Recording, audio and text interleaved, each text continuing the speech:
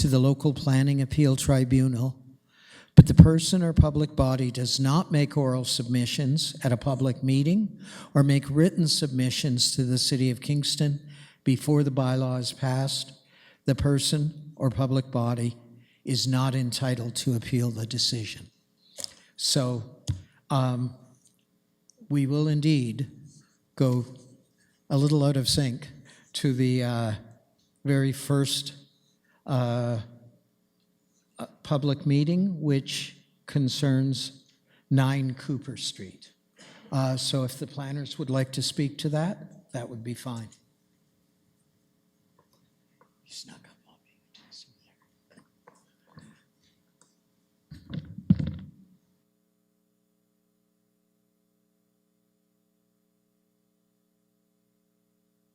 As well as those of you in the public tonight.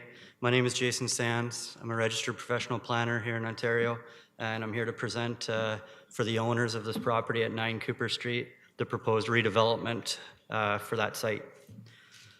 I'll start with the location of the property. The subject property is located northwest of the main campus of Queen's University, as well as KCVI. The subject property is on the north side of Cooper Street. It's identified on the screen in a red hatch. Primarily, the parcel is surrounded by residential development, as well as you can see it's in very close proximity, fairly close proximity, sorry, Breakwater Park, Victoria Park, as well as some other institutions, and in fair close proximity to this downtown central business district. As it relates to the subject property itself, again, on the top right of your screen, you'll see it identified in red. For city standards, I'd consider this a fairly large parcel at nearly 800 square meters in size. It's also somewhat unique in that it has access from a city-owned laneway, which is located west of the subject property, directly adjacent to 15 Cooper Street. The lot depth's approximately 50 meters. The existing site, as mentioned in our fantastic preamble, has been approved through a minor variance in 1982 to facilitate the use of a triplex on the site. And through the redevelopment plan, as proposed before you tonight, the applicants are proposing to maintain that number of dwelling units at 3. So just again, focusing in a bit more to the neighboring context, to the right, if you're standing on Cooper Street itself and looking north at the subject property, you'll see the two-story built form. To the right of that property is number 5 Cooper Street, down on your right-hand side of the screen, which as you can tell, is a bit larger in its massing, and it accommodates 5 dwelling units. To the left, to the west of the subject property, is 15 Cooper Street, and that's a 2.5-story built form. Again, as mentioned, the majority of the surrounding neighborhood uses are residential of consistent built form, as well as a range in uses from single-family dwellings to duplexes and triplexes. Just very quickly to point out to the fact that the City of Kingston official plan, most recently updated in 2017, designates subject property as residential, as well as all of the neighboring properties that are identified in the yellow on the screen. It's our opinion, my opinion, that the proposed land use of 3 dwelling units is consistent with the policies of the plan in the residential sections. The subject property falls under zoning bylaw number 8499, which is applicable to the former city. More specifically, it's within an A zone, a 1 and a 2 family zone that, as mentioned previously, has been somewhat amended, quote unquote, through a minor variance application previously to permit the 3 dwelling units that are currently on the site. I'd also like to point out to you that currently there are 0 parking spaces legally on the subject property, and there are 0 bicycle parking spaces on the site to accommodate the 3 units that exist today. The parking is in the driveway, which is considered front yard parking, and the size of the parking space does not suffice for the 2.7 by 6 meter requirement. This slide overviews a bit of the the proposal. So at the center of the screen, you'll see the elevation drawing, the front perspective of the proposal should you be standing as a patron along Cooper Street. And the image on the right is a site plan drawing to delineate how that would look from a bird's eye aerial perspective. It's been mentioned that there's no increase in total number of units. The building as proposed, you can see, is 2.5 to 3 stories in built form, which is consistent with what we've seen previously to the neighboring sides, as well as the surrounding neighborhood of residential uses on Cooper, Collingwood, and surrounding streets. The front elevation and the overall design of this project has been carefully considered through CPTED, which is a short acronym for Crime Prevention Through Environmental Design, to be assured that the 3 entrances that each provide exterior entrance to each interior dwelling unit may be visible from the streetscape itself. As you can see on the right-hand side of the building is the porch projection for the entrance, your main front street elevation with the entrance, as well as on the left-hand side, clear with a 1.2 meter wide walkway, giving you access to that site. One of the unique features of this parcel is its access via the city-owned lane, as well as the easement access across the adjacent property known locally as 15 Cooper. So through the proposal, the applicant and the owner have designed it so that vehicles can be utilizing that lane, access across the existing easement, and locate all the 3 parking spaces which are required by zoning bylaw 8499 in the rear yard away from Cooper Street and the streetscape itself. By doing such, some additional flexibility has been built into allowing consideration for the building. The aggregate side yard, for example, is not necessarily a requirement based on the access via a lane, and the ability to bring the building closer to the front lot line or adjacent to Cooper Street helps to give it a more strengthened streetscape presence and establish that built form along the north side of Cooper Street. One of the recent amendments in the City of Kingston was an update to the zoning bylaws to require a 30% landscaped open space to ensure that there was a consistent built form and a maintenance to natural drainage, etc.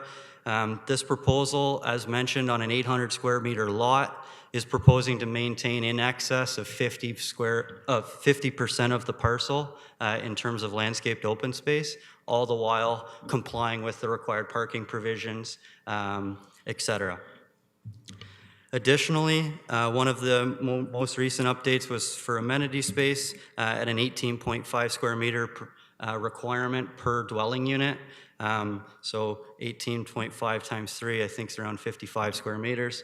The amenity space that's proposed through this application is approximately 7 times that.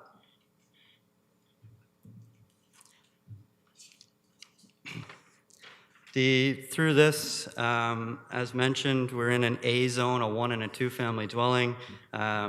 We have proposed that the subject property be rezoned to a site-specific A zone to accommodate the desired development. This is the proposed site-specific bylaw that has been submitted in support of the application, which details where in which performance standards are required to be amended to facilitate that development. So as you can see, there are approximately 6 provisions. And the first of which, the uses are already permitted at 3 units, but it's been built in to seek that approval and accommodate 3 units on site. The front yard setback, the requirement per the bylaw is 7.5 meters. As mentioned previously, the owners are desiring to bring that building towards the street because the access can be via the lane and parking in the rear.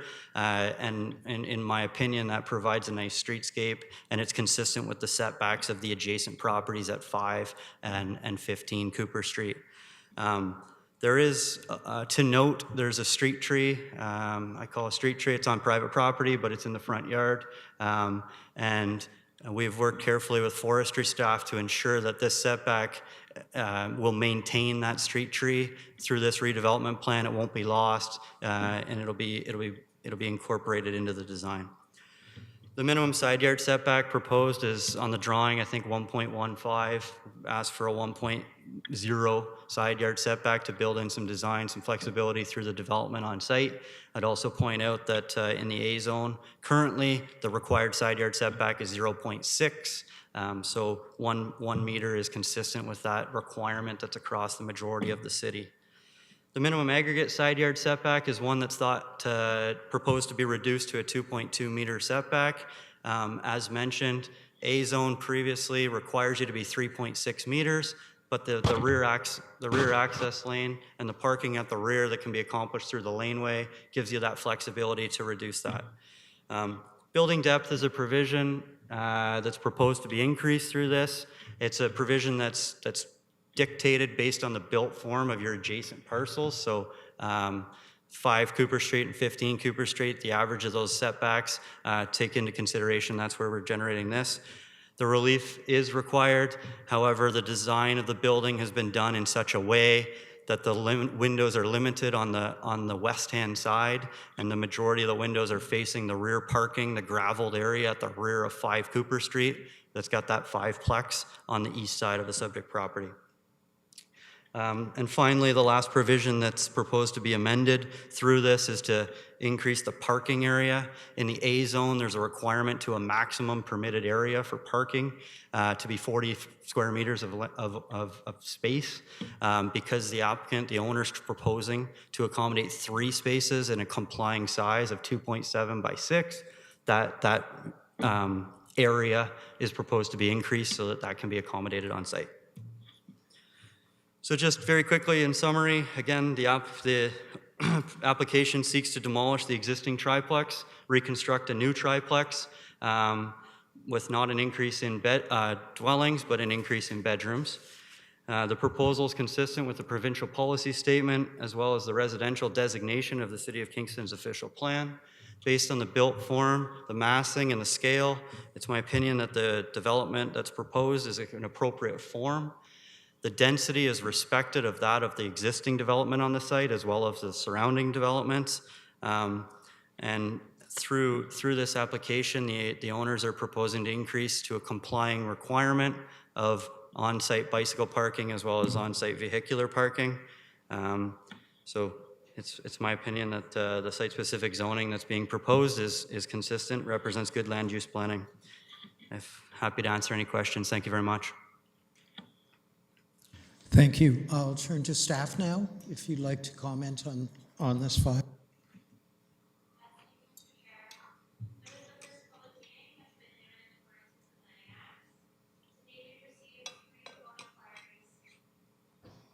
Thank you. About the application, 1 in-person inquiry at the front counter and 1 written submission.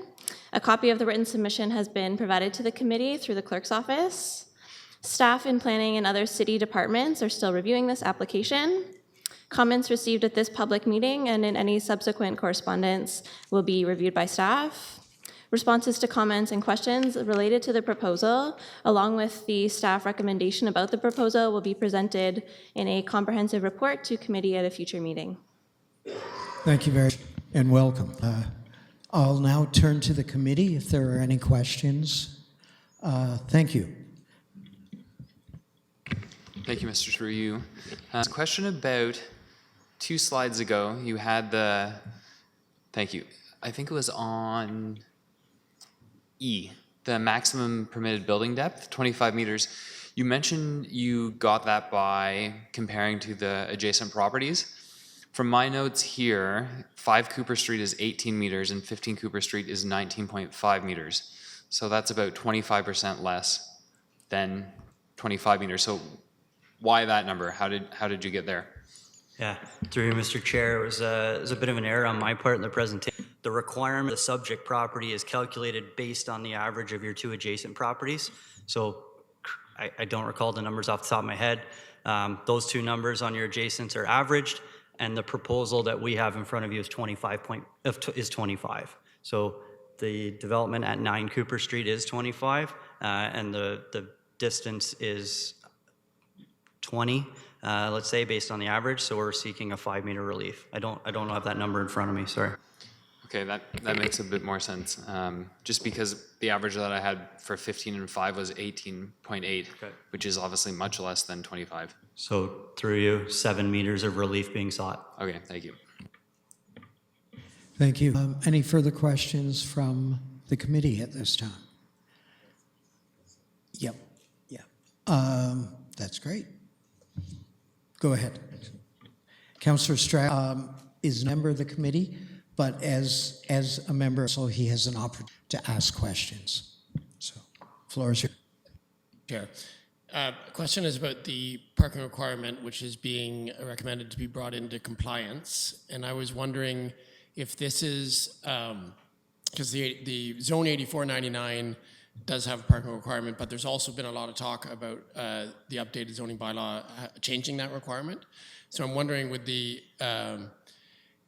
sort of the thinking behind this requirement, in this case, the site does allow for this flexibility to create those spaces. But I'm just wondering, from the perspective of the planners working on the file, how they go about managing that aspect of an application in what we are likely the last year of the old zoning bylaw, knowing that there's changes coming. Through you, Mr. Chair, I don't know if that's more of a question for me or staff, but I'm happy to answer it from my perspective. Maybe you could tell me what staff told you about that in your interactions, and how you came to this particular configuration. Sure. Thank you, Chair. To date, we have not yet received technical commentary as it relates to this proposal. If staff suggests that a reduction in on-site parking is something that's their desire, we're happy to look at that through the overall development plan. Based on my review of this on the submission end, based on the fact that the site could accommodate the actual on-site parking, it was thought that it should be proposed. I don't disagree. This is a very walkable area. There's sufficient transportation, public transportation as well as active transportation in the neighborhood in relatively close proximity to this central business district. I would fully support a reduction in on-site parking to potentially increase that of bicycles and alternative modes. But just based on the fact of the site being sufficiently sized to accommodate it, we thought we would propose that. So I just to summarize, I guess, the purpose of my comments on the record is that this area, so close to campus, is one of those areas where a reduced parking requirement would probably make sense. So as we see this type of application coming, sticking to the old rules at times might be one of the things we might not have to do so strictly. So just keep that in mind when it comes up. Thank you. Eve, the chair. Take the chair and recognize you. Thank you very much. I'm going to take a totally different tack than my colleague from Sydenham District. My difficulty isn't that there's a triplex that you're proposing 3 parking spaces. My issue is that there's going to be 19 bedrooms, and which is a substantial increase from the current 11 bedrooms. So can you reconcile the fact that there will likely be 19 adults living in that, in all likelihood, and only 3 available parking spaces? Have you done any kind of a parking review or a traffic review for that site that would support the idea of only 3 parking spaces for potentially 19 adults? Through you, Mr. Chair, no. Short answer is we have not completed a parking study, a parking justification, or any of that sort in support of what we have before us tonight. All city documentation leads to a count and a ratio based on a unit count as opposed to a bedroom count. I don't disagree. If you increase your bedroom count, there's a very, very high likelihood you're going to increase your number of users on the site. That said, through this proposal with 11 bedrooms in it today, there is I'll call haphazard one parking space on site. It's not sufficiently sized to accommodate a full parking space to what we need at the bylaw standard, and there's 0 bicycle parking spaces that are covered, sheltered, and secured. So through the increase of, let's say, 8 individuals, if we go by a bedroom count, the proposal that seeks to increase the vehicular count as well as the bicycle count, as well as being in very close proximity to key amenities, walkable and public transportation, I'm of the opinion that that would be sufficient for 19 residents. And then maybe for staff, I know that we've looked into the potential, as many communities have, of calculating required parking by bedrooms rather than by by units. And my question is concerning both that calculation for only needing 3 parking spaces for 19 bedrooms, but it also applies to the amenity space question as well. Is it sufficient when we calculate required amenity space or required parking according to units rather than according to number of occupants, number of bedrooms? I find that a little troubling. If staff could address those issues, and how close are we to potentially calculating parking by bedrooms? Thank you, and through you, Mr. Chair.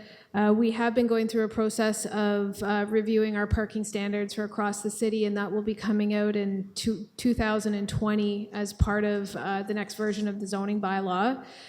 We have been looking at per bedroom rates. In a lot of cities, what we're seeing is a 0.25 per bedroom. So in this case, you'd get to 4.75, around up to 5 spaces if we looked at a 0.25 rate per bedroom, which is standard in some other cities like Guelph and Waterloo, Kitchener-Waterloo specifically. We haven't zeroed in that that's specifically what we're doing, but we have been looking at that. So that would be the number of spaces if we looked at a per bedroom rate versus what's in the zoning bylaw now that does it on the unit in a 1-to-1 ratio per unit.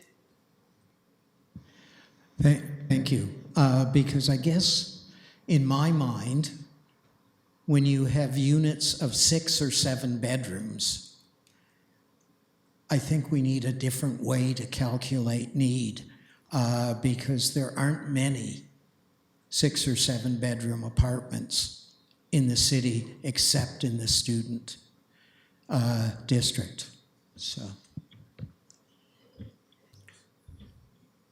I don't think that was a question. Just to scold me, feel free. Did the planet, Mr. Sands, did you want to respond? Oh, okay. Maybe there was a question in there. Through you, Mr. Chair, thank you. I do not want to scold you. I would just point out that based on a quick review, the site has ample room to accommodate to Ms. Agnew's comment of 5 on-site parking spaces based on a bedroom count to be consistent with Guelph or another area. The site has sufficient room to accommodate such parking demand while maintaining open space, while maintaining amenity space, et cetera, as currently designed. Thank you. I yield to you. Thank you very much. Any further questions? I'll now open this up to the public. There's a microphone on this side and a microphone on that side. Anybody who wishes to speak, just identify yourself and give your address, and everybody has 5 minutes. So thank you very much.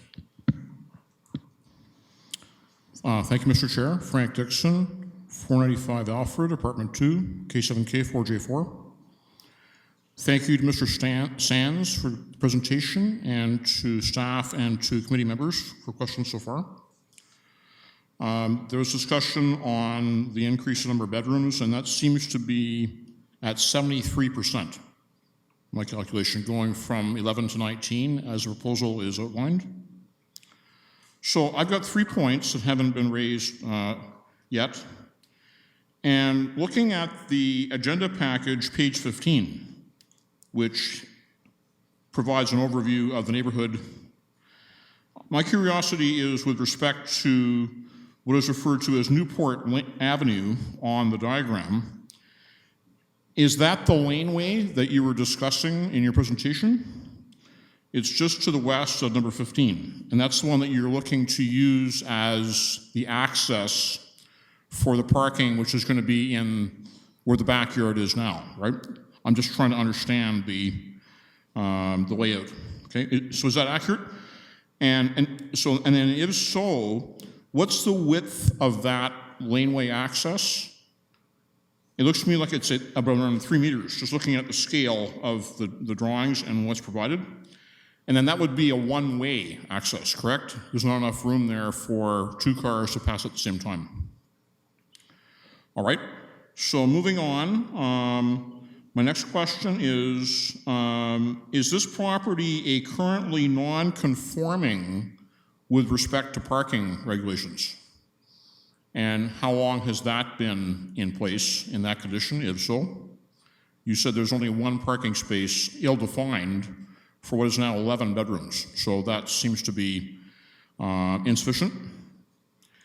And my next question is, if the proposal is approved, how long would it take to build the project? Because if it's approved, then we're losing 11 bedrooms over the course of the period of construction, right? And we're in a housing crisis situation in the city, so those 11 bedrooms are off the market during the construction. So that concerns me. If it is approved, then it goes to 19, right? So we regain them. But I think that's significant. We need to maybe understand that a bit better. And I'm not taking a position for or against on the project. I don't live there. I don't think it's my place to support or refuse the project based on what I've seen. Thank you. Thank you very much. We'll turn to this side of the room if there's anybody with any questions that would like to go to a mic, that would be great. Thank you.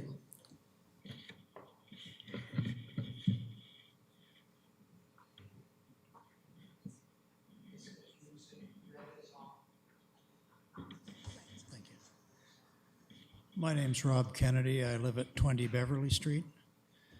And I'm here primarily for a later item, but this bears on that item. First, just an observation, maybe building on a concern that was expressed in one of the letters that you received, that the description of this proposed building as a 3-family unit seems misleading, and just for the reasons that the chair mentioned here, that it seems, I think everybody would agree that the chances of it being occupied by 3 families are 0. So the letter that I'm referring to describes the proposed building as a rooming house. I don't know if that's fair or not, but I think 3 families is not legitimate. And that brings me my question for the planning folks, and this is my ignorance. In the A zone, is there any limit on the number of bedrooms in a unit? Is there a maximum of bedrooms? I'm sorry, I should have explained that questions asked by the public are gathered by staff and the planners and answered all together, so we don't end up with an argument or a dialogue going on. So I'm sure we wouldn't have ended up with an argument, but I was hoping that was such a simple question that maybe it might be answered. I think it's a very straightforward question, and it'll be answered at the end of the public portion of the meeting. It'll be answered tonight, though. Thank you. Turning to this side of the room, are there any? Yes. My name is Donald Mitchell, and I'm here on behalf of the SDA, and I was given indication from their leadership that we didn't support this application, but I wasn't given a lot of details exactly why, so I'm just going to speak to a few things. I think primarily it's this concern of 3 units in the heart of neighborhoods, but this being already 3 units, it's an interesting case. I just wanted to highlight a few things, which is one of the biggest concerns is location.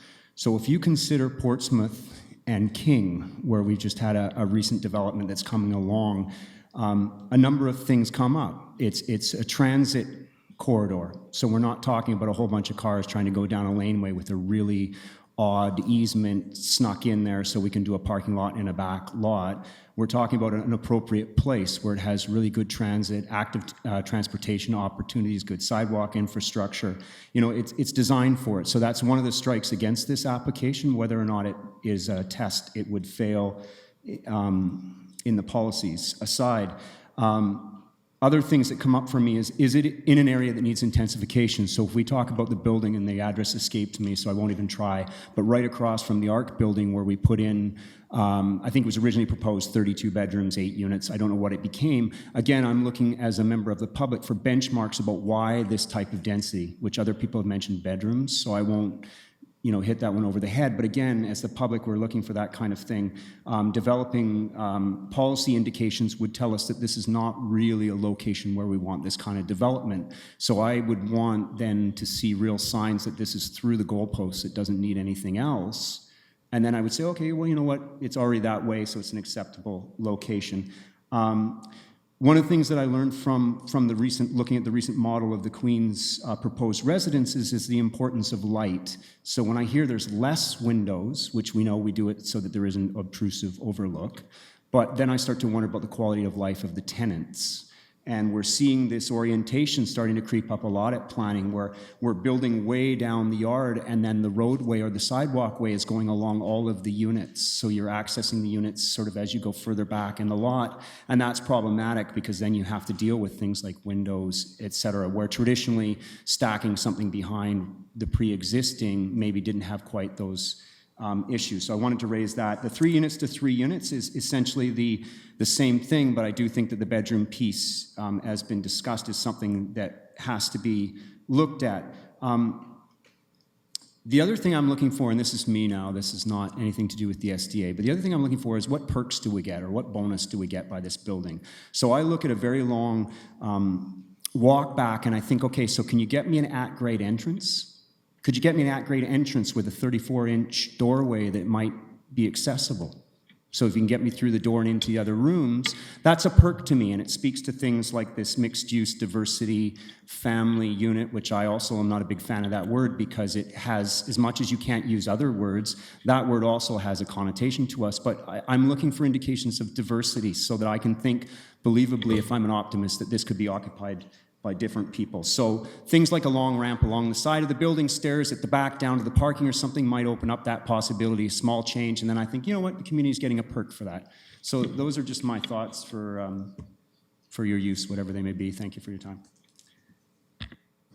Thank you. What number on Gibson do you live at? 43. Thank you. Is there anybody on this side of the room that would like to make a point or ask a question? Seeing none, anybody else on this side of the room? Oh, here comes. Thank you. Go ahead. I think he's deferring to you. Go ahead.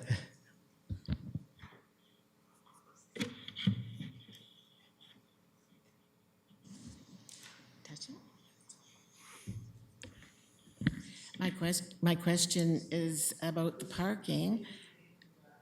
Oh, yes, my name is Myrna Watt, and I live at 416 Earl Street. And my question is about the parking. With the shape of the lot being in an uppercase L, the uppercase L, the bottom part, I don't quite understand what that is designated for.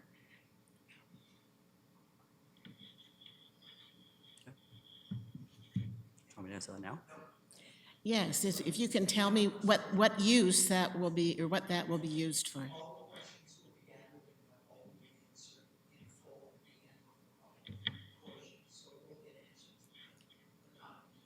Not immediately. Thank you.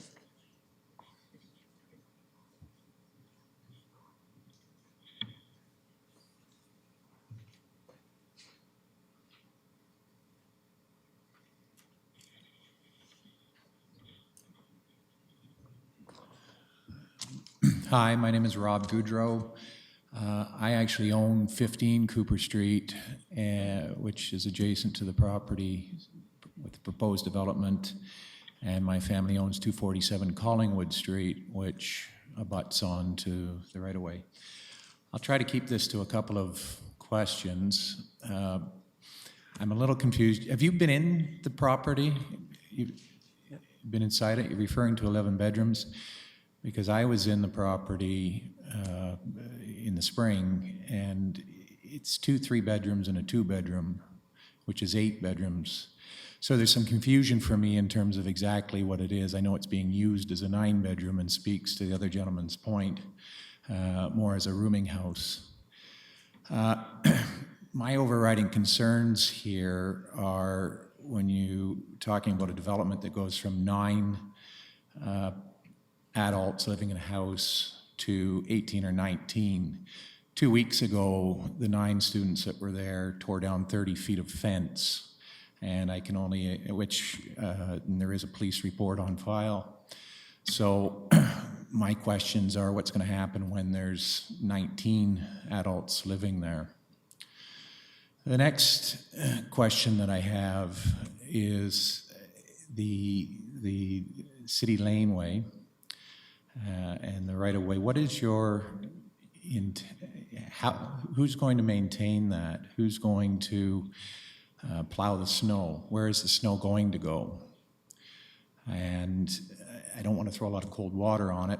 I've only recently retained a lawyer. Preliminary review is that you may not have the easement across the back of my property. Preliminary, and I need further investigation into this. But how would you maintain the laneway?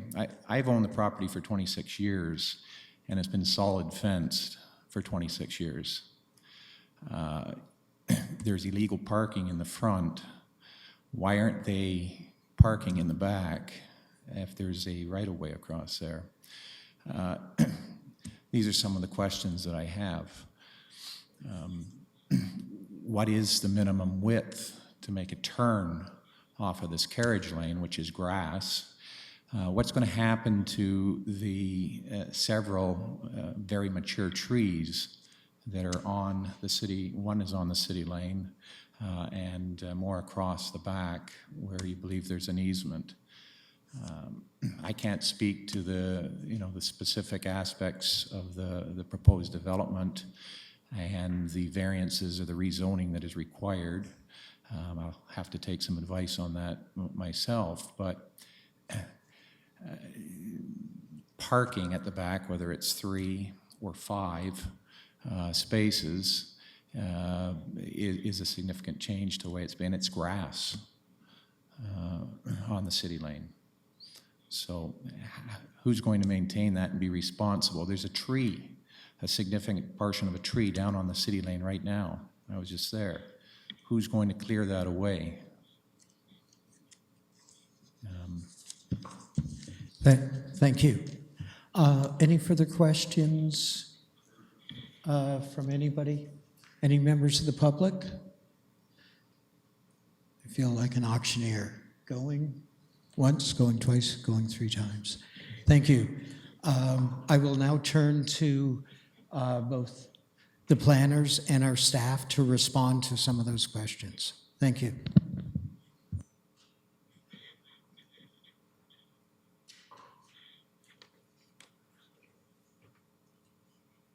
Thank you, Mr. Chair.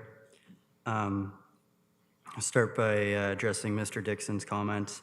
I think he pointed out to page 15 in the package that was circulated tonight with the specific naming of Newport Avenue over what's being referred to as the city lane in my presentation.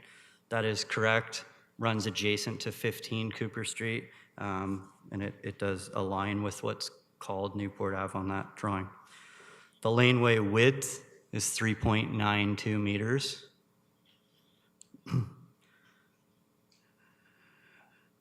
Mr. Dixon's third question related to the non-conformance as it relates to on-site parking. Yes, that's correct. 1982 was when the zoning, or when this property was approved through a minor variance application to increase the unit count to 3. I have not read the decision, but I suspect it became legal non-conforming in and amongst that time frame. How long would it take to construct, demolish, reconstruct this build? It's my understanding through the owner that it'd be 4 months to rebuild. Questions from Mr. Kennedy as it relates to the proposal as it being described as a 3-unit or a 3-family dwelling. We've used that language because it's consistent with the language that's used in the City of Kingston zoning bylaw. Calling it a rooming house doesn't meet the definition of a rooming house in the city zoning bylaw, but from an everyday term, I guess you could consider it that. To answer the question as to whether or not there's a maximum number of bedrooms prescribed in the A zone, there's not. Some questioning that was brought up from Mr. Mitchell. I just want to flip to a slide that shows the floor plans to speak to the bedroom, or the window count, sorry. So it wasn't the first question, but it was my first question I feel I can successfully answer, related to adding additions to the rear of existing development that then is going to create long hallways and lack of natural light and really inhabitable situations for residents. I did make that reference when I was speaking to the compatibility component about limiting overlook on 15 Cooper Street and directing it more so to the east side of the rear parking. And you can see in the floor plan drawings, drawing on the left is the basement, main floor in the center, second story on the right-hand side. The bedrooms primarily align on the left-hand side, which would be on the west side overlooking 15 Cooper. On your right-hand side is where the kitchen, the living room areas, and the more prominent window openings would be located. That said, they are all designed to the Ontario Building Code specification and meet compliance from that regard. Great comment as it relates to accessibility for an entrance point of view. Currently, it's not designed to have at-grade entrances that would be fully accessible. That's something that we'll take away and look at consideration of in bringing those 4 stairs down so that they could be accessible from an at-grade perspective. There was some comment around density, but I didn't take a question of that. Ms. Watt, question as it relates to what exactly is happening on site, and specifically at the rear of the site. The image in the top right is the site plan drawing that shows the L shape of the parcel. The building is 1 unit, 2 unit, 3 unit, landscaped open space, 3 parking spaces, all adjacent to one another with a hammerhead turnaround so that they can turn around successfully on the subject property, access the easement out to the lane. This area in this portion of the site is still landscaped open space, which also functions as amenity space. Mr. Goodrow, 15 Cooper Street. Sorry to hear about the fence issue. It's not one that I was aware of. It's a property standards issue. It's an issue with the existing tenants. It's something that will be brought back to the owner. The city maintenance, or who provides maintenance to a city-owned lane, that's a great legal question. That's one that'll be considered through the technical review component with the city as we continue to create and go through this technical process. Question, why is illegal parking in the front yard utilized when there's successful or ample space at the rear yard to accommodate currently? Again, I would say off the cuff, illegal parking is continuing to be used because it's not being enforced and they're not being told they can't. But that said, about why it's not being used at the rear, I would say speaks to the point that the existing residents don't have that much demand for vehicles to necessitate additional parking spaces on site. The question as relates to whether or not there is in fact an easement over the subject property at 15 to access 9 Cooper Street. From the documentation, the survey work that I've seen, it's there. Again, it would fall through the technical review with the city to understand if that is a true accessible access point for vehicles off City Lane via 15 to 9. The city tree, or the tree that's on the city lane, again, that'll fall into the same thing. I think I've successfully answered all the questions. Great. Did staff have any comments or questions? Yes, through you, Mr. Chair. In regards to Mr. Kennedy's question regarding if number of bedrooms per unit is regulated in the A zone in zoning bylaw 8499, I can confirm, as Mr. Sands stated, that number of bedrooms per unit is currently not regulated in the A zone, nor is it regulated in any of the City of Kingston's zoning bylaws in terms of number of bedrooms per unit at this time. In regards to Mr. Goudreau's comment regarding the number of the existing bedrooms within the existing dwelling on the subject property, staff have reviewed municipal tax records from the 2019 tax year, which indicate that there are currently 8 bedrooms in the subject property. So staff are reviewing building permit records to confirm the number of legal existing bedrooms on the subject property as part of our review of the application. As well, in regards to Mr. Goudreau's comments regarding the maintenance of the existing laneway, for properties and developments proposing to use the laneway for access, including that which is currently proposed at 9 Cooper Street, the city would require the owner to enter into a private laneway agreement, which would be registered on title, and such an agreement would generally note that the right-of-way is not maintained by the city and will not include any repairs such as snow removal, etc.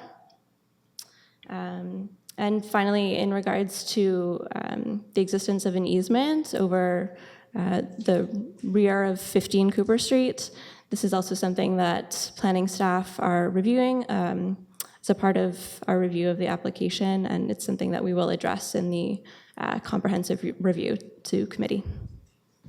Thank you. And just a very quick comment, because it's come up before. The whole idea that we're talking about family units, I trust that the new comprehensive bylaw will not use that term, because it's my understanding that the human rights committees turned down an earlier, back in the 90s, reference to families, because that's an ever-morphing definition of what constitutes a family.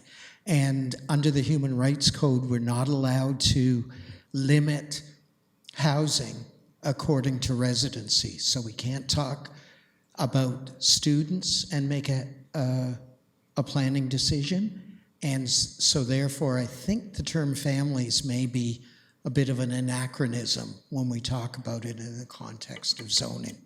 But it's definitely something we need to consider in our comprehensive bylaw. So I believe I saw Councillor Osanek's hand. Thank you, Mayor. Just to follow up from over here question about the trees. I think he talked about more than one tree, but Mr. Sands, I only heard you talk about one city tree and it would get consideration during this process. Are there other trees? Like, I think they're along the fence line. So with the new construction, do those trees remain or are they going to be taken down? Thank you. I honestly don't know of all of the single trees. I don't have a tree inventory to detail where they all are on the site and which ones are to be retained. I am confident in the street tree at the front of the parcel is the one that was carefully designed around. Where exactly the others are on with respect to side yards, I'm not sure. We can look at that to understand when through foundation excavation, how much of those would be lost, if any. And if there are any loss, I want the minutes to say that for the comprehensive report when it comes back, that as you know, those trees could be replaced by, hopefully there's room to replant some further in the backyard. And also another concern, just hearing staff say that legal conforming bedrooms, according to the records, might only be 8. If we're still going forward then with 19, and we just have 19 bedrooms now, that's a huge extra amount of bedrooms. And I have concern with that and the massing. Thank you. Thank you. Yes, Councillor. Comments, right? So I think the issues with this application are that the zoning permits for 1 to 2 family dwelling, that's the way it's referred, say units, to a triplex, but this triplex is much larger, more imposing building than is what is currently in place or the zoning itself indicates. And I think the point there, this becomes really clear, is in the depth, where the average of 18.8 is there, but it's going to be proposed at 24.3 or 5.5 meters deeper. More than that, as just mentioned, is the massing. And it was put in the person, one of the public pointed out the question of light, but that's light going into the building, and yes, that's important, but it's also what is viewed and the aesthetic effect and the sense of enclosure that's part of being in the neighboring backyards that have to do with that. And I believe that's referenced in the official plan. The other thing is that in the variance of 1982, I believe it's in here, I think I've got this right, the existing multiple family dwellings permitted, that's the heading. There's no adding new floor area. Well, this proposes to increase the gross floor area by a considerable amount. And I would think, the way I read it, is the 1982 variance actually meant not to allow that. And so I think we really have to take that into account. It seems to me they allowed the extra unit, but they did not allow the extra floor space to this extent that's being proposed. So to me, those are the main questions. And I'll leave it at that. Thanks. Thank you. And again, after 5 meetings, I missed my cue. I believe that staff or the planner can respond to the questions in the process with the committee, and I'll recognize you as soon as that's done. So Councillor Osanek, I think, had some questions, and I'm sure we can work Councillor Hutchison's comments into some form of a question as well, if you wish to respond to it. Thank you.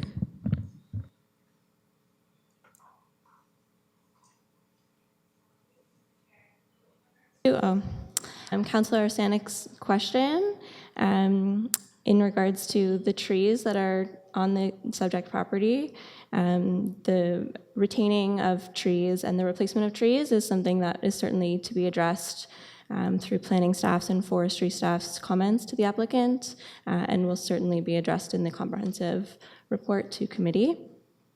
In regards to Councillor Hutchison's question regarding the existing minor variance on the subject property, zoning bylaw 8499 prohibits the extension, expansion, or structural alteration of existing multifamily dwellings, such as the one that exists on the subject property, that have the effect of adding new floor area or dwelling units, as is stated in the public meeting report. And so that is one of the reasons why the applicant has come forward with a zoning bylaw amendment application to address that required variance in use for the proposed development. Thank you. Are there any comments or questions concerning Councillor Hutchison's comments? Yes. Thank you. To add to the staff's response, there was a question or a comment as it relates to the overall massing and built form that's proposed. I just would like to make note that the overall building height that's proposed in the concept in front of you tonight is 1.8 meters less than the overall building height that's permitted on the site as of right today. So it's not near there, which is a good indication as it relates to massing. Building depth is a contingency of your adjacent parcels as noted, and that's something that will be looked at through the refinement of this application. However, having varying building depths on city blocks, particularly in this neighborhood, is not uncharacteristic through the existing built forms. I just to also mention to 1982 variance, it's very common to tie a site plan drawing to your variance approval to limit your GFA through that process. So I suspect that's what was done. And as staff had noted, we are trying to recognize or proposing to recognize that through a site-specific zone. Thank you. Thank you. Councillor Chappelle. Yes, Chair. This is a question. I keep hearing about this legendary, mysterious, comprehensive zoning bylaw that's going to happen, and I'm just wondering if this zoning bylaw will have any limitations to the amount of bedrooms in multi-residential units, because obviously that seems to be an ongoing concern that keeps becoming more and more prevalent when you consider the capacity of these multiple bedrooms and the financial generation of wealth they can amass. Thank you, and through you, the first version of the zoning bylaw that was put out a year and a bit ago, it does contemplate a new structure, and it does get away from, as Councillor Neal indicated, from any use of the word family. That is an outdated term. It's reminiscent of a time gone by in terms of planning. It does introduce a new structure and looks at it from a dwelling perspective as opposed to regulating it by a family. It doesn't impose maximums per bedroom. Certainly through site-specific zoning bylaws in certain areas, the city has put bedroom caps related to development proposals, but it's not something at this point that's universally proposed in the new zoning bylaw. As a supplemental through your chair, it's an area where a zoning cap might be considered. That staff can look at through the process. We do have the ability to regulate the number of bedrooms through, and we have done it before. We haven't done it to an extensive extent, but it is something that can be looked at specifically. It's one of those pieces. It's challenging again from the human rights perspective. There's a school of thought about trying to regulate the number of bedrooms and whether or not that's actually a form of discrimination because you're regulating people, but certainly the city has done it in some examples in the past. Thank you. Thank you, Mr. Chair. Just want to continue on the theme of bedrooms. We heard earlier that the definition of rooming house would not apply here. What is the definition in the official plan of rooming house? Because if we have all these bedrooms and say perhaps the people that live in those bedrooms have partners that come over or are two people in a bedroom, then we're talking about nearing 40 people in this one small parcel, and wondering how that impacts servicing and all the other implications that we've discussed tonight. So what is the definition of a rooming house, if not this? Thank you, and through you. The definition of a rooming house is regulated through the zoning bylaw, not the official plan. And one of the key differences when you're looking at a rooming and boarding house, it really has to do with the carriage of how the space is being leased. Typically in a rooming and boarding house, you're having individual housekeeping units that are individually leased, and you also have a primary person who's living in the dwelling and then renting out on a per room basis. That's generally how it's defined in the zoning bylaw now, and it differs from other types of residential situations or rental situations where you've got groups that are being leased out on one lease as opposed to individual suites that are contained within a house. Thank you. That's actually helpful. So it's not about the number of people. It's about how the people are leased to in the given space.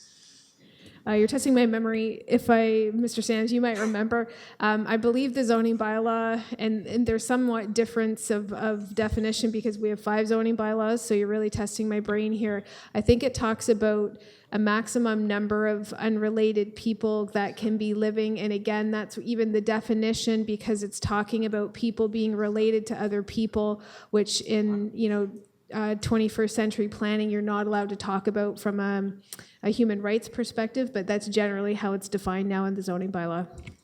Okay, thank you. Thank you. Could you? I take the chair and recognize Thank you. you much. I have a number of questions came up through some of the discussion, and most of these, I believe, are for our staff.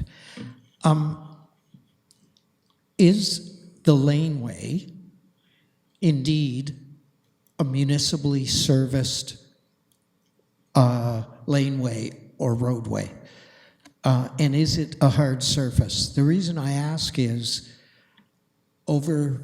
starting in the 90s, the city discontinued servicing every laneway I'm aware of and substituted that with easements for property owners.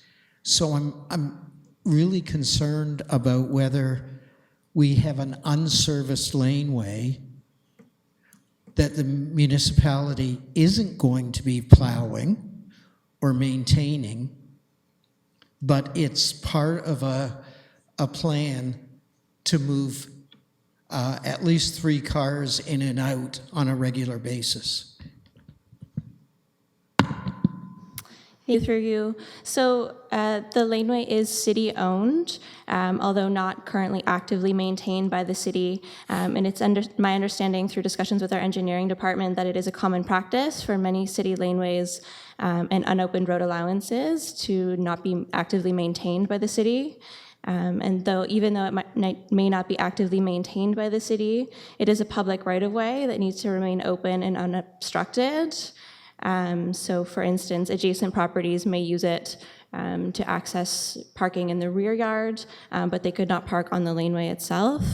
And in regards to your question, in terms of the existing condition of the laneway in regards to surfacing, it does vary across the laneway. Currently, I believe a portion of it is paved, and a large portion of it is currently grass. That definitely raises concerns for me, because if it's an unserviced, only partially hard surface, I'm not sure. It's going to be a Pandora's box if the city says, yes, we'll maintain that laneway. I can name a dozen laneways in Williamsville that constituents will say, we want you to maintain our laneway as well. So I think that's an issue that needs to be dealt with before the comprehensive report comes out. That could be problematic from a financial municipal concern.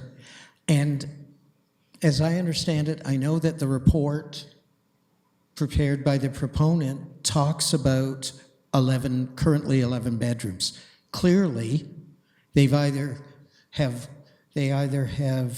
3 illegal bedrooms and they aren't paying their appropriate taxes on that, and I don't know how long that's going on, or we need to affirm that their current number of bedrooms is 8, and so that the report, when it comes out as a comprehensive report, should show that they're requesting an increase from 8 to 19, which clearly is substantial.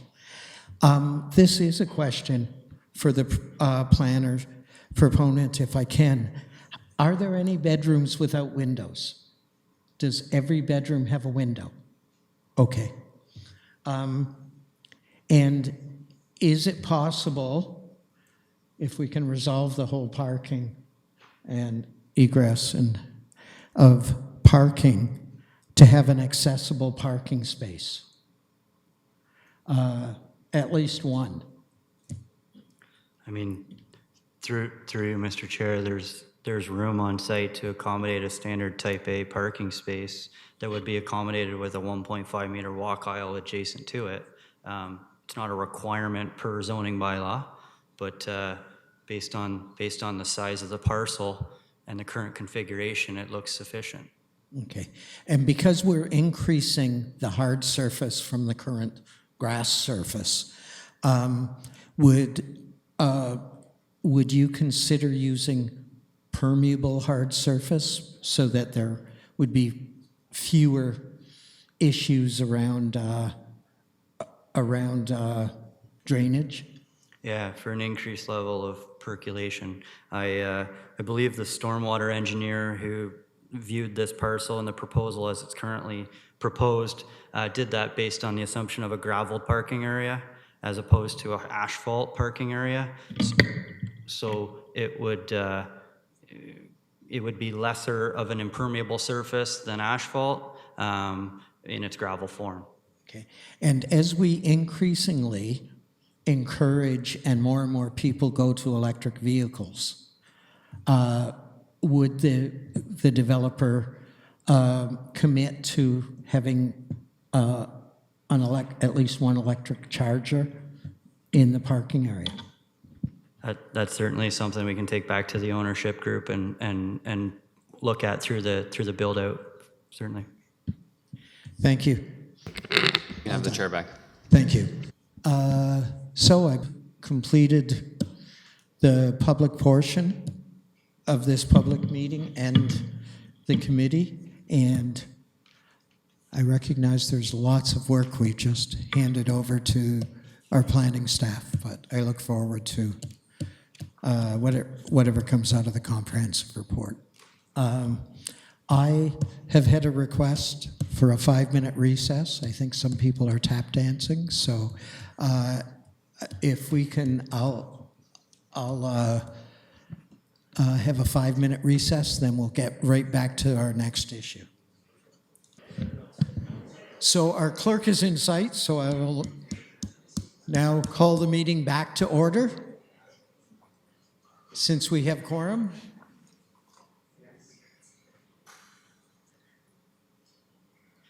So our next and final public meeting is in regards to 42 Beverly Street.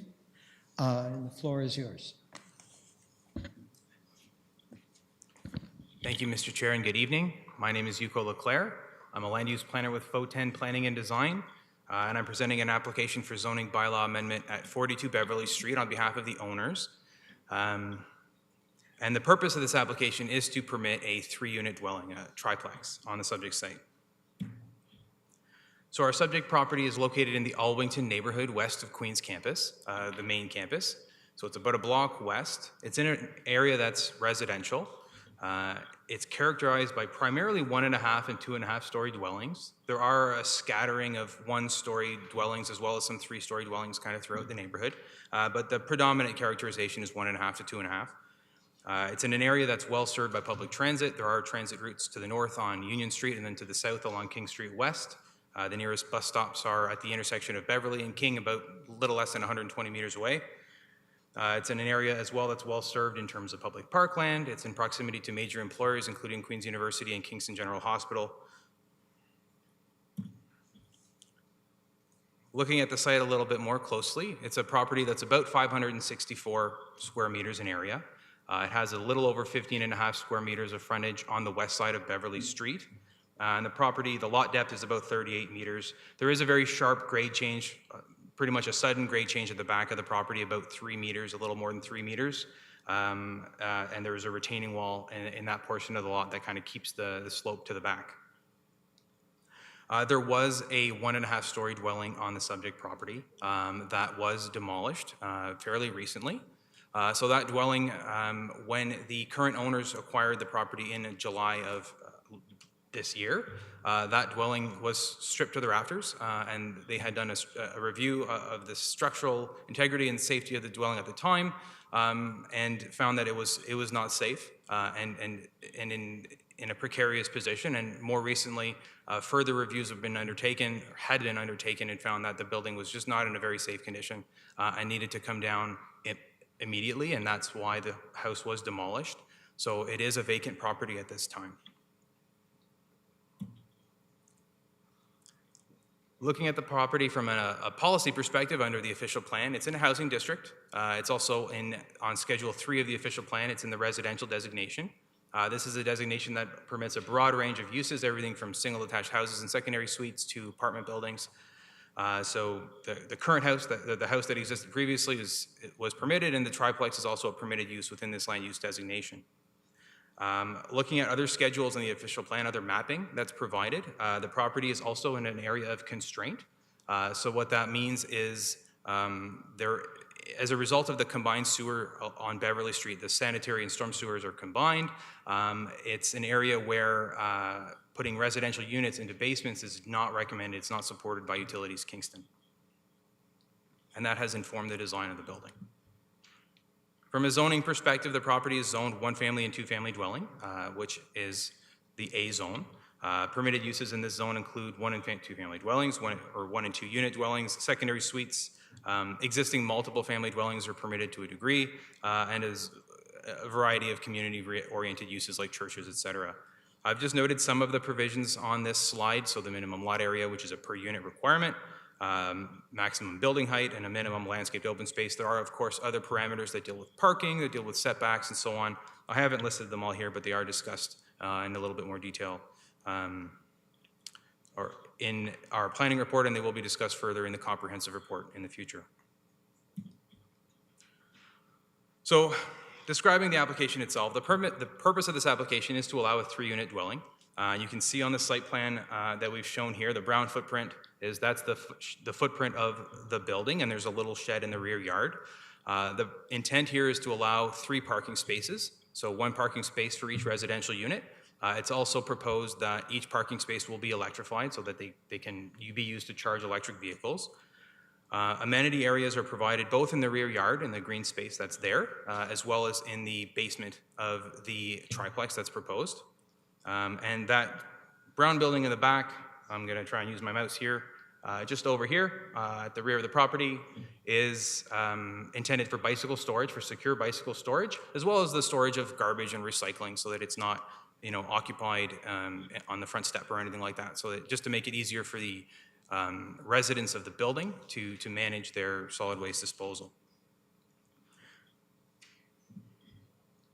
I'll note at this point that this presentation is going to deviate a little bit from the application that's provided in the package and the planning report that we prepared. So we had, working with the applicants, the design of the building is what's shown here. It was originally shown here. The original design, is what's shown here. This is a gambrel style, almost like a barn style roof. It's a 3-unit dwelling. It's also 3 stories in height with 4 bedrooms on each floor. So this is the application that's provided in our original justification. So we've revised the application to change the style of that building a little bit, reduce the footprint of that top floor and work towards a 2.5-story design. And that's really driven by commentary that's been heard from this committee, from the public, and from working through some technical comments with city staff. So this is, again, the original design. This is the revised design. This is not the design that's this is the one that we've provided, but we are still working to refine this design a little bit more. So this is more of a gable-style roof. The top unit, the ground floor and the second floor would be as originally proposed, 4-bedroom units. The basement remains amenity and storage space, but that third floor is being reduced to a 2.5-story floor is what we're striving to achieve here with a reduced building footprint. So what you're seeing here is a gable-ended roof with dormers, and you'll see the dormers when I show you the side elevation a little bit more clearly. We are still working on the design. We're still working to refine that. The intention is to achieve a LEED designation on this property and make it as environmentally sustainable as possible. And also, in light of the fact that the previous house has been demolished, we asked our heritage consultant to provide us some recommendations. So we did have a heritage impact statement done prior to submission of this application, and our heritage consultant, we went back to them and asked them for some guidance on the materiality and color. What can we do on this, in the design of this triplex to make it kind of pay homage and fit from a design and character perspective with the neighborhood? And some of the feedback that we've gotten back is to maintain that red brick facade, use a sort of a natural wood tone, like a brown tone for the windows and trim and eaves troughs, keep a limestone block foundation, a manufactured limestone block foundation around the bottom, so that it feels still very much like a lot of the existing area, a lot of the existing housing in the neighborhood. And you can see these are the side elevations of the current design. Again, we're working on this. We're still, this is the direction that we're going, a 2.5-story design, but we are still working through the design with city staff and through our designer to sort of scale that so that we can comfortably characterize it as a 2.5-story. The floor plans shown here, these haven't changed. So this is the basement floor plan and the ground floor plan. You can see we are proposing a bathroom in the basement. We're also proposing some storage units for the individual units, and that's just a convenience consideration with the amenity space, the idea being that users of that amenity space are not having to truck back and forth to their individual units for bio breaks and so on. The second floor plan on the left is again unchanged from the original submission, but on the right, the plan here that you're seeing for the third floor is different than the original submission. So you're seeing the 2 bedrooms kind of on the right-hand side. This is on the north side of the dwelling. And then the kitchen and living area kind of spread around between the front and back of the unit. This is another area where our revised submission deviates from our original submission. So our planning report and the original submission as provided in the material that's in the committee's package tonight is for a 3 to 6 family dwelling zone, a B zone. And that's based on the approach that we were taking initially and sort of had it worked out with city staff over time, and this being an appropriate zone with performance standards that relate to a 3-unit or a multi-unit dwelling. The concerns from the neighborhood and concerns from the committee have been heard, and we are amending this zoning amendment to a site-specific A zone in the sense that rather, I think one of the councillors characterized this previously as a limited B zone or an upgraded A zone. This would be more of an upgraded A zone, which would permit a 3-unit dwelling, incorporate performance standard amendments based on the built form specific to the A zone. So we would ask to reduce the per unit lot area, for example, to be appropriate for a 3-unit dwelling. The front yard setback that's proposed is 3.6 meters. That's based on the front yard setback of the property to the north, and very similar to what the current house or the previously existing house had. We're also asking to increase the building depth to a little over 18 meters.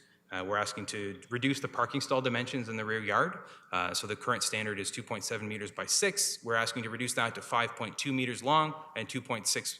Did I say 2.6? I meant 2.7, excuse me. So we're asking to reduce it from 2.7 wide to 2.6 wide. That extra 10 centimeters of width and that extra 80 centimeters of depth is still suitable for most vehicles and provides a much more efficient use of the rear yard space. It allows us to have a lot more green space in the backyard, a lot more outdoor amenity space back there as well.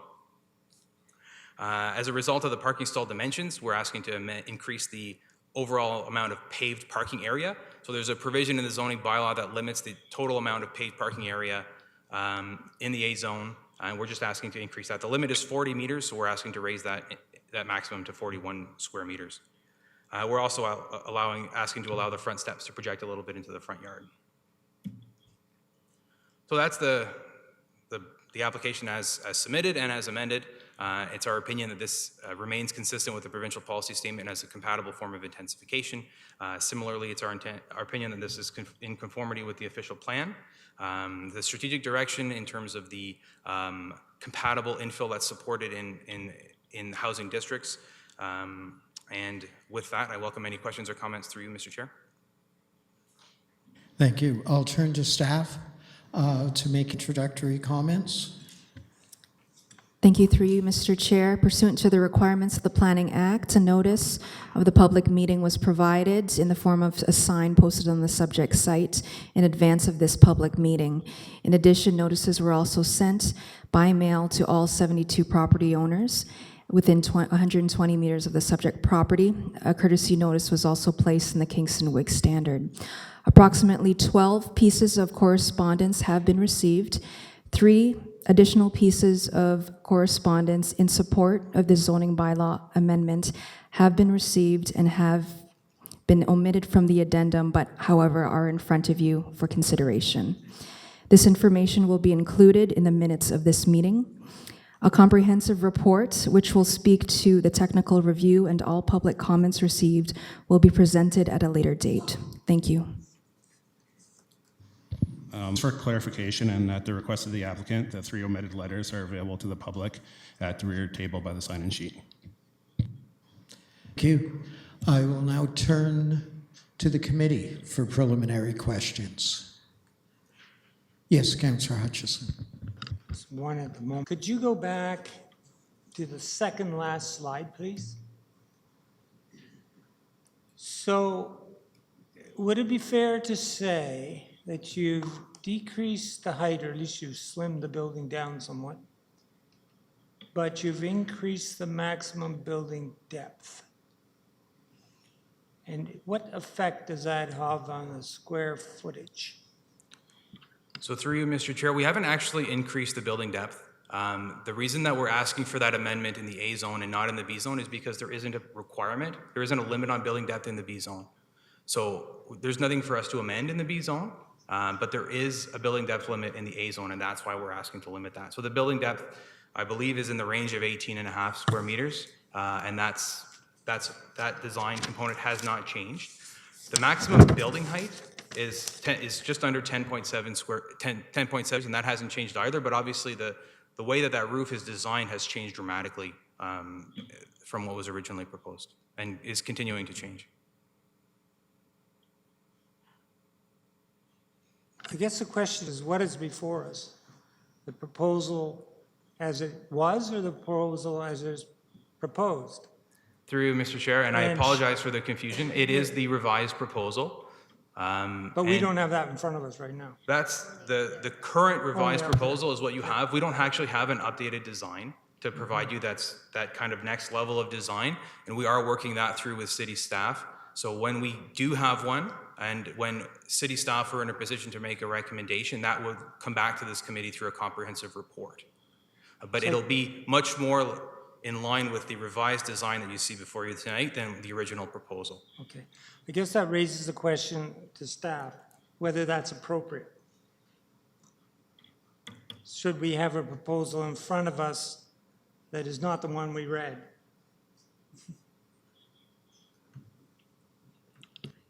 Thank you, and through you, Mr. Chair. So I understand from my colleague, Mr. Park, that the iteration that's before you tonight has just come in the last day or so to city staff, and this report was published, obviously, in advance of the meeting with the supporting material that you see before you. So certainly, as part of any process going forward, should we get to a point where staff are comfortable making a recommendation to the committee, you would make sure that we have all of the updated information. And also, as part of that process, we do comprehensive reports that allow public input. So I think we would be able to achieve that and still satisfy the requirements under the Planning Act, even though the proposal has evolved to what we're seeing tonight versus what staff were provided and what came as accompanying documents with the report that's before you right now. Thank you. Councillor Zanuck. Thank you, Mr. Chair. I kind of feel that this proposal is like a repeat from 2 weeks ago, and that I should just get the minutes out from 2 weeks ago and read off the same questions that I asked. So for the bottom, is this house, is it a walkout basement? Like, is it on an elevation and there's a walkout basement? So through you, Mr. Chair, it's not. It's a different form.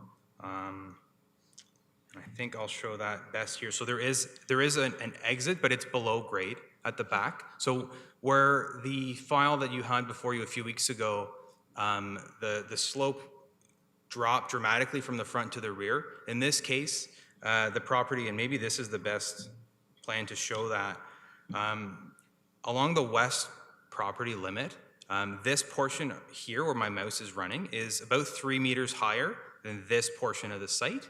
But the grade change from this portion sort of at the bottom of the wall to the front lot line is about 1 meter. So it's not as dramatic of a change. And you can see that again on the side elevations, where in particular looking at the building from the south side, which is this elevation on your bottom right, you can see how it slopes slightly up to the back. So it's not a true walkout basement like the example you had a few weeks ago. There is a stairway leading down to that exit, so individuals can access that space that way.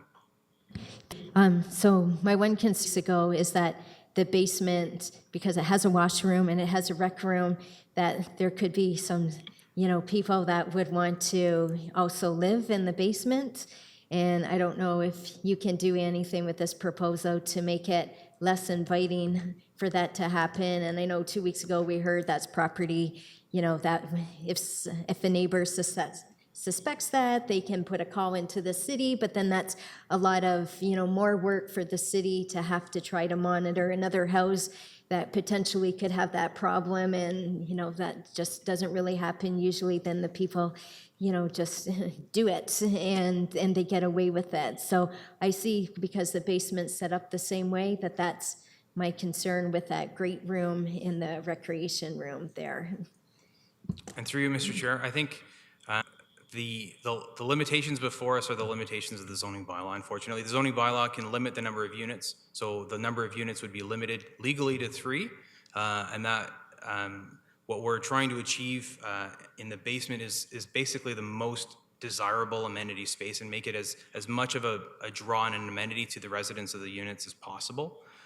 By providing that additional bathroom space. It's certainly feedback that we can take back to the client and take back to the applicant, and the designer, and see what we can do to achieve a desirable space that satisfies that particular concern. And I just have to ask about trees. Can always ask that question. I couldn't really see if there's trees that are going to be affected by this. Will there be? Through you, Mr. Chair, are some trees a proposal. I'll note that the mature tree in the front it is a city tree and is not going to be, it's going to be protected. So we had a tree inventory and a preservation plan done that will protect that tree, as well as many trees as possible along the southern property line. We know there are 3 trees that are likely to be removed. One is a dead ash tree that needs to go anyway.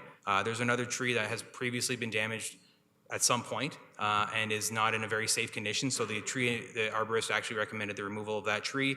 And there is 1/3 tree in that sort of area there where there's a possibility that it'll be removed as a result of root damage.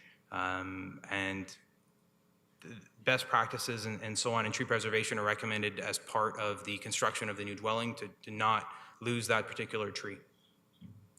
Thank you. For those 2 stores in the basement, is that where garbage would be, recycling, that's where people could keep their bikes? Through Mr. The storage units are more for additional storage, anything kind of surplus. The bicycle storage and garbage storage is proposed in this shed in the back. Thank you. Yes, Councillor Kiley. Mr. Chair, through you, Mike, the relation of the building to the property lines and the changes requested for setback. So could you go to the slide where it showed the other buildings around the property, please? There. Now, that image, that's the current or the former building, is that correct? That's correct. So what's proposed is actually going to be much further forward towards Beverly Street than what we see here? So through you, Mr. Chair, not really. The 3.6 meter setback that's proposed is based on this building setback, so it's based on the property to the north. And the depth of the building is generally intended to be a little bit less deep than this existing house. So it's the depth consideration is based on the reason that we're asking for an amendment is because the 2 properties, the front wall of the house, the depth requirement is based on the distance between the front wall of the house and the back wall of the house on each lot, and an average of the two adjacent properties. In this case, we have two 1.5-story buildings. They're fairly smaller footprints. So the distance between the front and rear wall is in the range of 13 or so meters. So we don't meet that particular requirement, but one is set back is set well back from the front lot line in comparison to the other one. So the way that our building is designed, the front wall is in line with the front wall of the closer building, and the rear wall is actually a little bit closer to the street than the rear wall of the other building. Okay, that's good to know. Just by reading it, it seemed like it might have been closer than the other buildings, and then questions about shadows would come in, but that's fine for now. And then to talk about the minimum aggregate for the side yard, it's much less than what's required based on the height of the building, from 10.5 to 4.6. Could you explain that, please? So through you, Mr. Chair, that's, and I've got another slide back here that shows, so these are the amendments that we're asking for in the B zone. So that's a requirement from the B zone that we were asking to amend, because the B zone provision is a function of height, the side yard setback and the aggregate side yard setback. In the A zone, that's not the case. So we're not asking to amend that provision in the A zone because we actually meet the side yard requirements of the A zone. Okay, thank you. Great, thank you. Any further questions? Could you take the chair? I take the chair and Thank recognize you. We'll be going into the public after this, so, couple of questions, just to follow up. How finished will the basement floor be? You have a rec room. I'm presuming that it'll be totally finished. I'm presuming it'll be built to code with soundproofed ceiling and so on. Is that an accurate assumption? Through you, Mr. Chair, it is. It will be built to code with fire separations and all those requirements. Okay. Just to follow up to Councillor Zanek's initial comment, I guess all 3 storage rooms are as large or larger than the bedrooms on the proposed units. I may be ye of little faith, but I know that there have been a lot of basements that have become that have turned into bedroom spaces, whether they're legal or not. So how would you propose to ensure that these don't become that none of the basement becomes a living space? Through you, Mr. Chair, in the very initial stages of this proposed development, we had looked at not at having a residential unit in the basement and the residential unit on the ground floor and on the second floor. But through feedback received from the review with Utilities Kingston and the constraint area requirements, we're not allowed to put a residential unit in the basement. So that's not supported. It's not recommended. So the design was amended to convert that intended residential unit to amenity space, and I would suggest that maybe the layout of the storage areas is a legacy of that original design, that it was originally intended to be a unit, but changed to be away from a unit.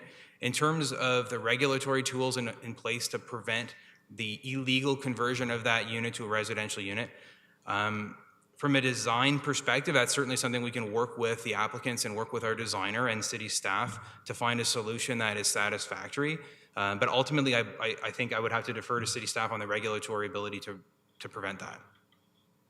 And I'll ask city staff, how can we ensure that this doesn't become a living space on the basement?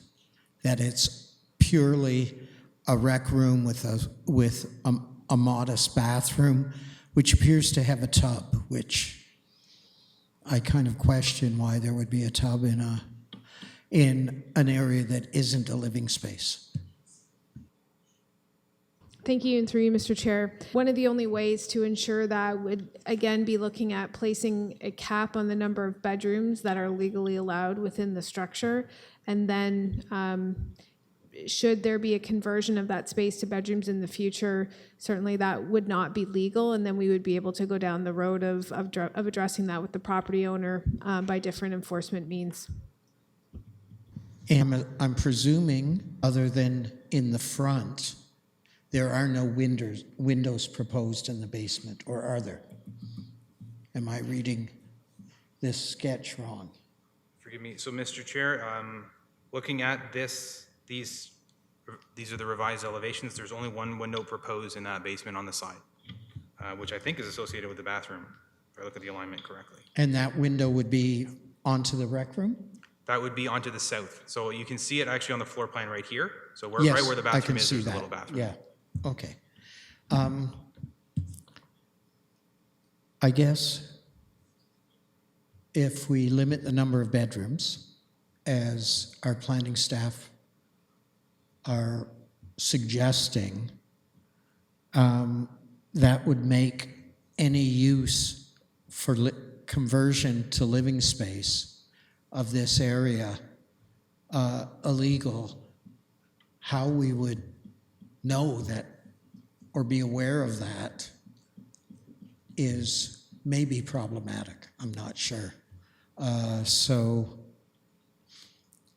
But I'll ask some of those questions. Yes. Thank you. We are also in the process of developing for the city website a list of properties with legal units throughout the city, again, as an inventory where people, if they're looking at renting a property, are able to check to see what is legally established on those properties by address. That would be a resource that's there. Again, we can't see inside of people's properties to know what they're doing. Most of these types of situations, if they are illegal conversions, they do come to us by way of complaint, and then we investigate.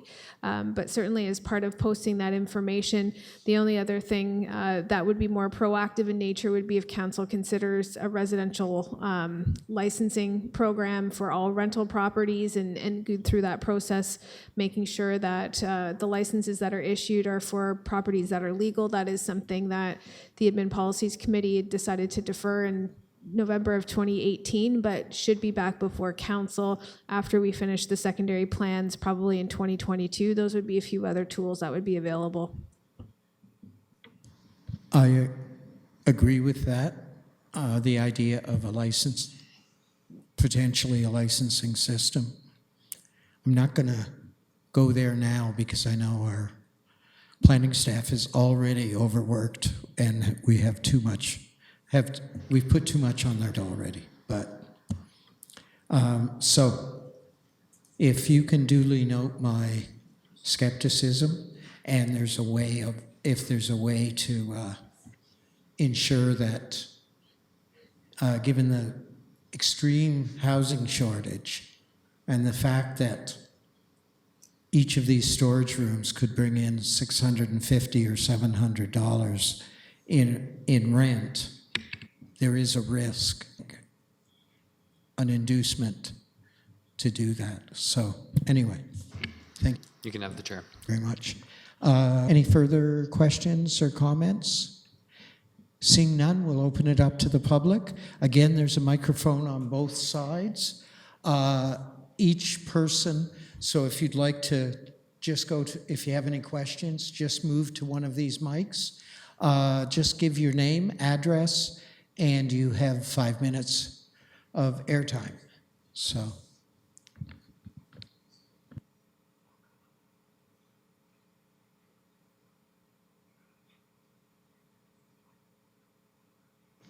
If you can grab this mic right in front of you. It'll save you about 50 paces. Oh, no, if you could plug in the mic, just hit the button to turn on the mic. I have to do? Thank you. My name is Fel, and I live on 28 Edge Hill. I just wanted to have one question. What is intended on the west side where the quarry comes down? Because there should be a retaining wall. Our property is falling down there. And I haven't done anything so far because there are already trees growing out, and I love to have the trees there. these trees, of course, will have to go if there's a retaining wall being put in. And I presume that this retaining wall belongs to this property because red markers were put on it without even asking us whether on our fence, which is not a great fence, but I think the owner should have asked about it. I don't know whether it was this owner or the one before, but they're still there. Thank you. We will get all the questions, and your question will be answered at the end of the question period. So, yes. Oh, go ahead. My name is Mary McConaughey, and believe it or not, I live at 691 Laidlaw Crescent, which doesn't seem anywhere near the property. But I'm representing my mother, Piera Rivolta, who lives at 44 Beverly Street, which is adjacent to the property. I have a couple of questions or concerns. The first one I just want answered quickly. Did he say that there was still a retaining wall at the back of the property, or did he say that was taken down? Yeah, and I didn't hear.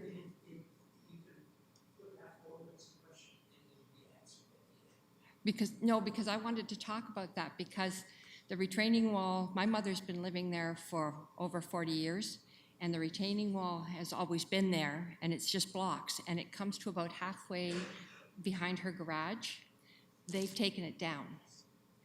And what's happened now is the portion that's behind my mother's garage no longer has any stability.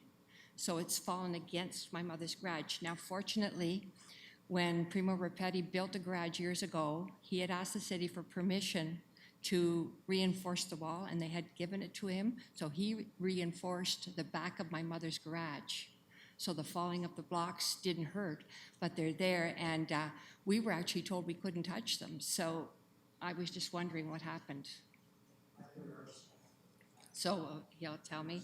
Okay, the other thing is with the setback proposed for this house, I don't know if I saw that plan correctly, but almost all the houses are level with my mother's front. With that one going forward a little bit deeper, it's going to be hard for her to have real sunlight in her porch and stuff and be able to actually look at part of the water, which is what made her go there in the first place. So I don't know about the setback, but I kind of would like to know if that's a possibility, if there will be a blockage of sun, because it sure looks like it on the plan. Thirdly, she's on the north side. I didn't hear any plan for a driveway to go to the parking in the back. I don't know if it goes around the house or if it's just a straight driveway like it was in the other one. Because right now they're joined driveways, and my mother years ago now had to put up a small wall because they were always driving back and forth on her property to get into the back. So I didn't hear anything about a driveway to get to the back parking lots. So I'd like to know about that, how that's going to work. Because there's not a lot of space back there. I don't know if I think on the other side, on the south side, there's no room for a parking lane, a driveway lane. So it has to be that one lane. And I don't think from what I saw up there that there's room for cars to turn around like there were in the first housing development. So I'm wondering how they're going to deal with that. The other thing, and this is a personal thing, because like I said, we've lived there for many years. A couple of weeks ago, you saw another petition. You see this one. We're opening floodgates on that street, and there's just no parking. Like, I come there and I drive in my mother's driveway, which is great. But it's with Breakwater Park in the summertime. You ask the police department, they made hordes of money this year issuing parking tickets on the one side, because people have no place to go to park. So parking is a real issue on Beverly Street. I'm sure it's on Collingwood too, but it's a real issue. So I don't know, I realize, and it's got to do with the bylaws and that 3 parking spaces is enough for 12 bedrooms. Again, we're back to that bedroom issue. But in fact, on Beverly Street, especially in the summertime when we have Breakwater Park open, it's going to be a parking nightmare. This year alone, my neighbor and I on the other side have had trouble driving out of our driveway 30 seconds. because of the cars. Oh, I didn't want me Oh, to I'm cut done. you off. All done? Thank you. Thank you very much. And I'll turn to this side. Any other people wish to speak? Yes, thank you.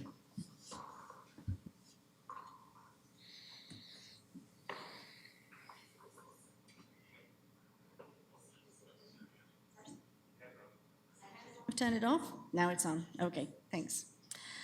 My name is Eileen Dixon. I live at 20 Beverly Street, and I'm opposed to this development, which would increase the population of the street to another, so at 42 Beverly Street, to making it from 2 units to 3 units. It's just going to make more people. My main objection is that the increasing population on that street has resulted in noise through the night, and so it's just going to get more people. It will get worse. And there's no additional effort to enforce the noise bylaws. So we're not seeing it policed. It's very hard to get quiet in the night or to get the noise problems in the night addressed. We already have very highly populated rentals in lots of bedrooms, as we talk about them, at number 36 and across the street at number 47. And now we've got an application in for 49. I think you were involved in that one too. And there's other properties that are up for sale or up for development. So if this proposal here going from 2 to 3, and then the other one at 49 going to more, and then there's going to be 45 Beverly Street up right after that, it's just been sold, and then there's more going up the street. You're talking about a huge increase in the density of the population of this very small street. And by the way, we're talking about traffic. Emergency vehicles regularly use the street. They have difficulty, ambulances and fire engines getting up the street because of the parking issues. People are parking illegally. It makes it a very dangerous sort of situation too.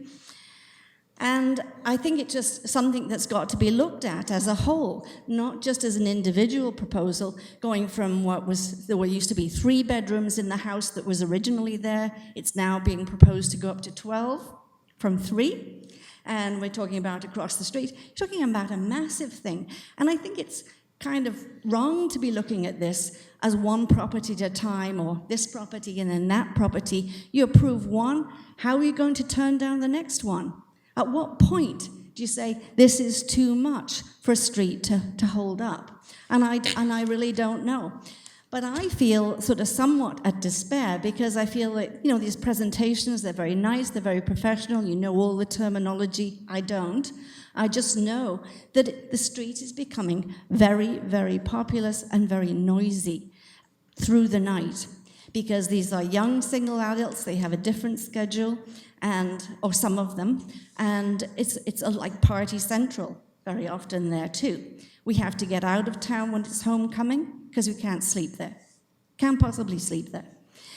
And so I just want to know, really, I'm sort of asking the councillors who represent us, what do we have to do to get, for the permanent Kingston residents, what do we have to do to get our considerations heard ahead of the developers who can pay very wonderful proposals, nice designs, etc., but are just living the quality of our lives, which is being destroyed by the noise on the street. And I really want to know, at what point do you stop this? How does the plan really address this intensification of this? And it's not just me. I mean, I think it's... 30 seconds, please. Okay, Thank you. sort of 30 seconds. It says, I quote an article from Ken Cuthbertson in the Whig Standard, who says, a one-time residential area that City Hall and developers, large and small, seem to be intent into turning into a student playpen. And that's the perception, I think, of a lot of people in the city that I think you should be aware of. Thank you. Thank you, and I'm glad you left that to the end. Otherwise, I'd scold you for using the word student, because that's against our regulations. Equal then, right? Thank you. But you did that very tactfully. So we'll turn to this side. Hi there. My name is Giuseppe Noire. I currently reside at 1031 Megan Street. It's located in Bay Ridge. I recently became aware of this development, and I'm very in favor in it for a variety of different reasons. Number one, I myself am a young adult. I just turned 30. And I've lived here all my life, and if there's one thing that I know in this city is that vacancy rates have increasingly gotten harder and harder and harder to work with, especially for those of us that have, careers in places like KGH, for example. Those of us that are Queen's students, not that I'm one right now, but was. And I do understand the concern that has risen in terms of things like noise or population. And I understand that these are difficult subjects. Unfortunately, one street isn't the issue. This is something that the city is currently dealing with on a whole variety of different bases. You can see this all over downtown Kingston as well. Parking is not something that is getting solved with ease, and I know that must be a very difficult thing for the city to deal with. But primarily my concern is I would love to be able to live in a place that is more conducive to healthy living for myself in terms of being able to get to my job, in terms of my girlfriend being able to make to her job, having a great place to raise kids in the future. And that area is very conducive for that. But it's not easy for someone of my age to be able to move in. This is a potential opportunity for me and other professionals that may want to work and live in this area to simply move in and start their lives. And granted, there is the concern of the party mentality or the noise, but it did sound like the building blueprints did include soundproof walls.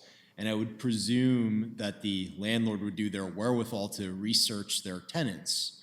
And I mean, that is obviously something people would want when renting their property, is a tenant that they can trust, someone that they know will take care of the property and follow the basic rules and principles of, a good society and good living. So I do understand the concerns that have been risen, but most of them seem superficial. And I think a lot of these issues can be solved if they continue to work together, and it seems like they are. I didn't know about the first blueprint until I just saw it. I only heard about this revised one, and it seems like they are compromising. And I think that's the biggest thing. I think compromise can be reached.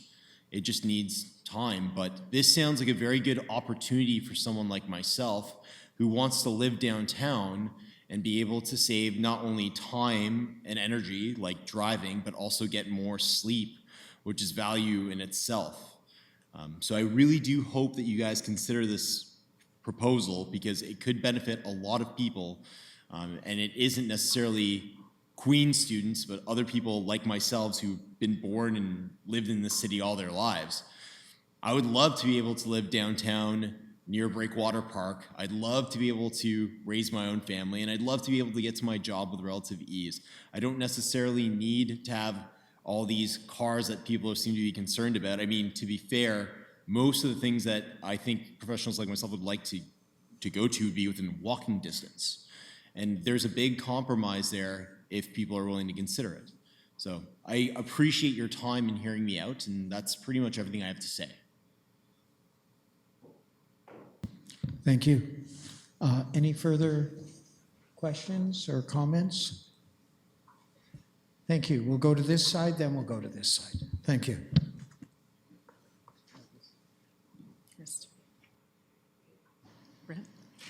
My name is Sandy Wood. I live at 54 Edgehill Street. I was advised about I was in the catchment area.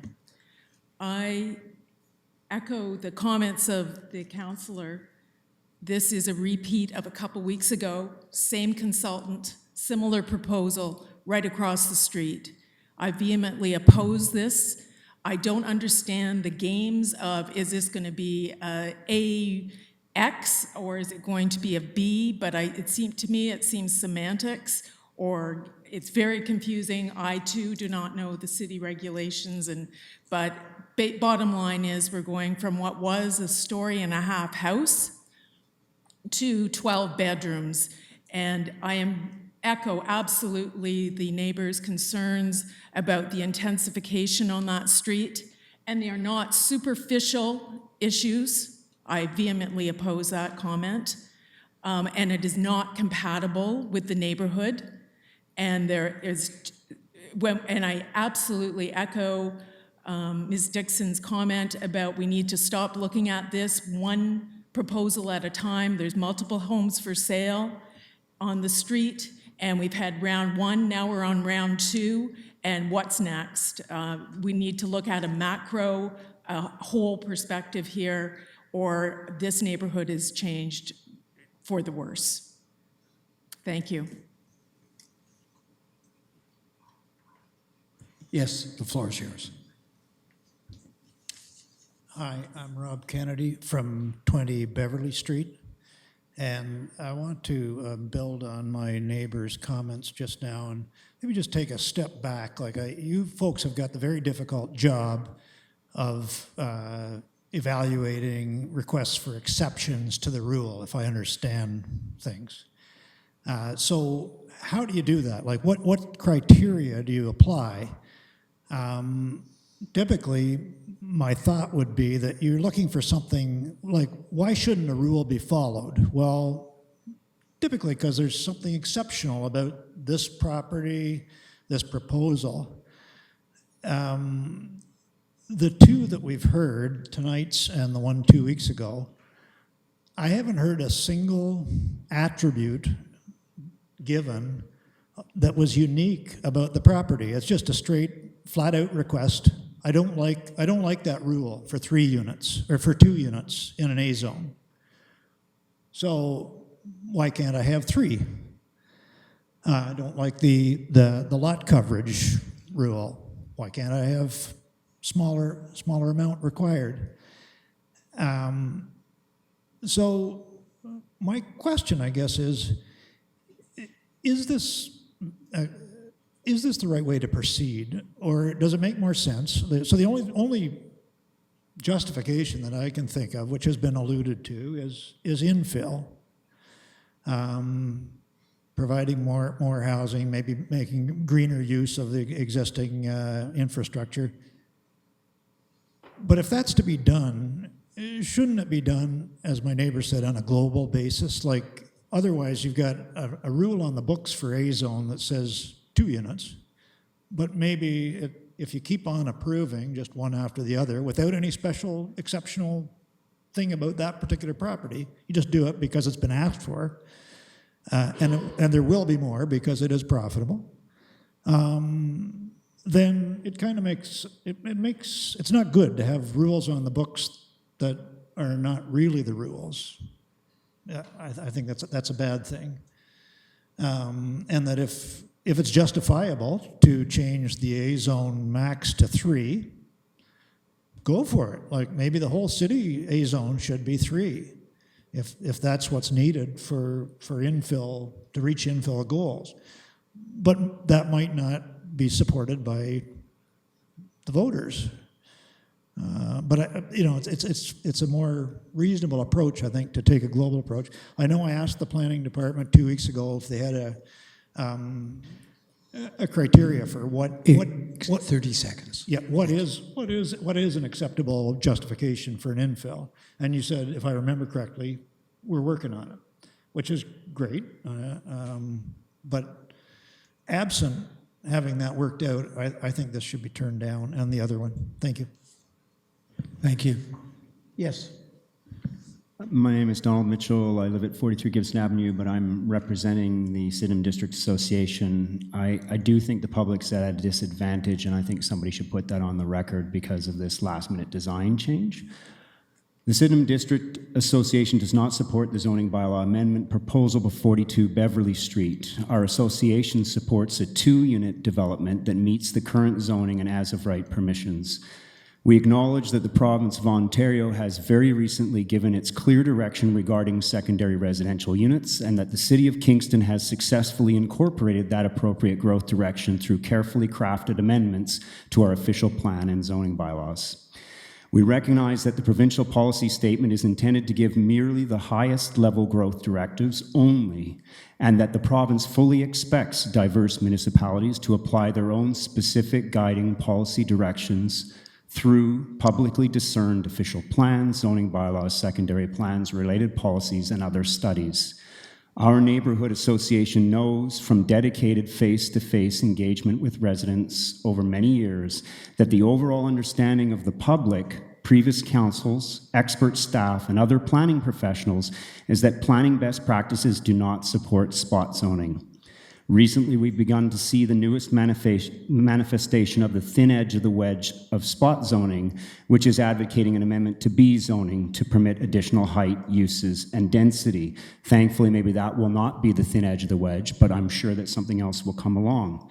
The recently approved OPA 50, which we understand is to be read in its entirety, has precise language to ensure compatibility, stability, and the preservation of character neighborhoods.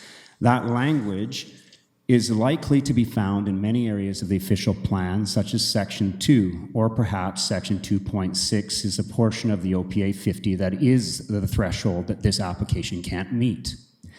In fact, it's our failing out-of-dated zoning bylaw and the desire for additional profit that have emboldened developers to attempt to misdirect these out-of-scale projects into the heart of neighborhoods where they know, certainly their planning professionals have told them, what collaboratively has been discussed for many years.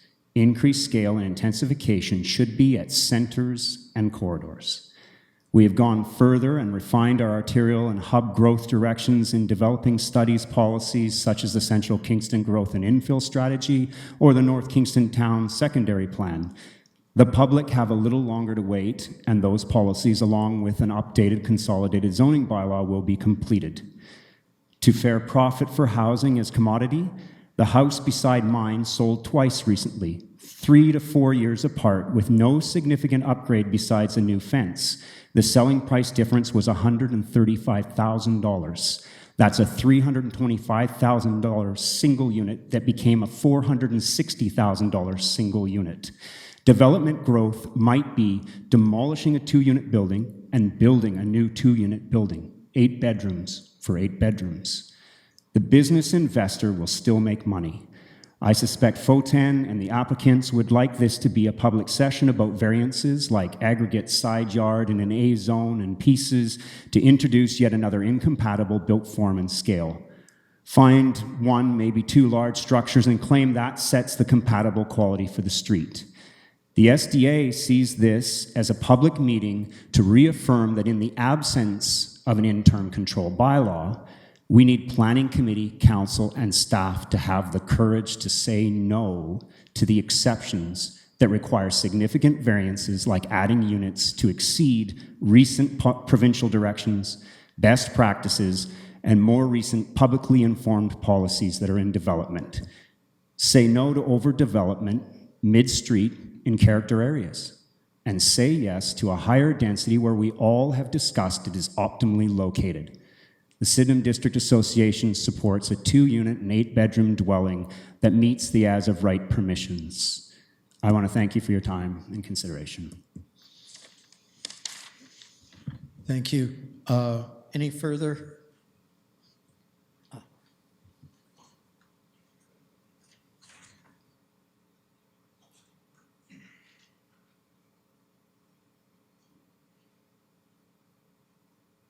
Yes, the floor is yours. My name is Peter Rubens. My name is Peter Rubens, and I still live at 265 Thank you very much. I want to start by saying that I was shocked to discover on Wednesday, October 23rd, demolition had begun on the 1.5-story building at 42 Beverly.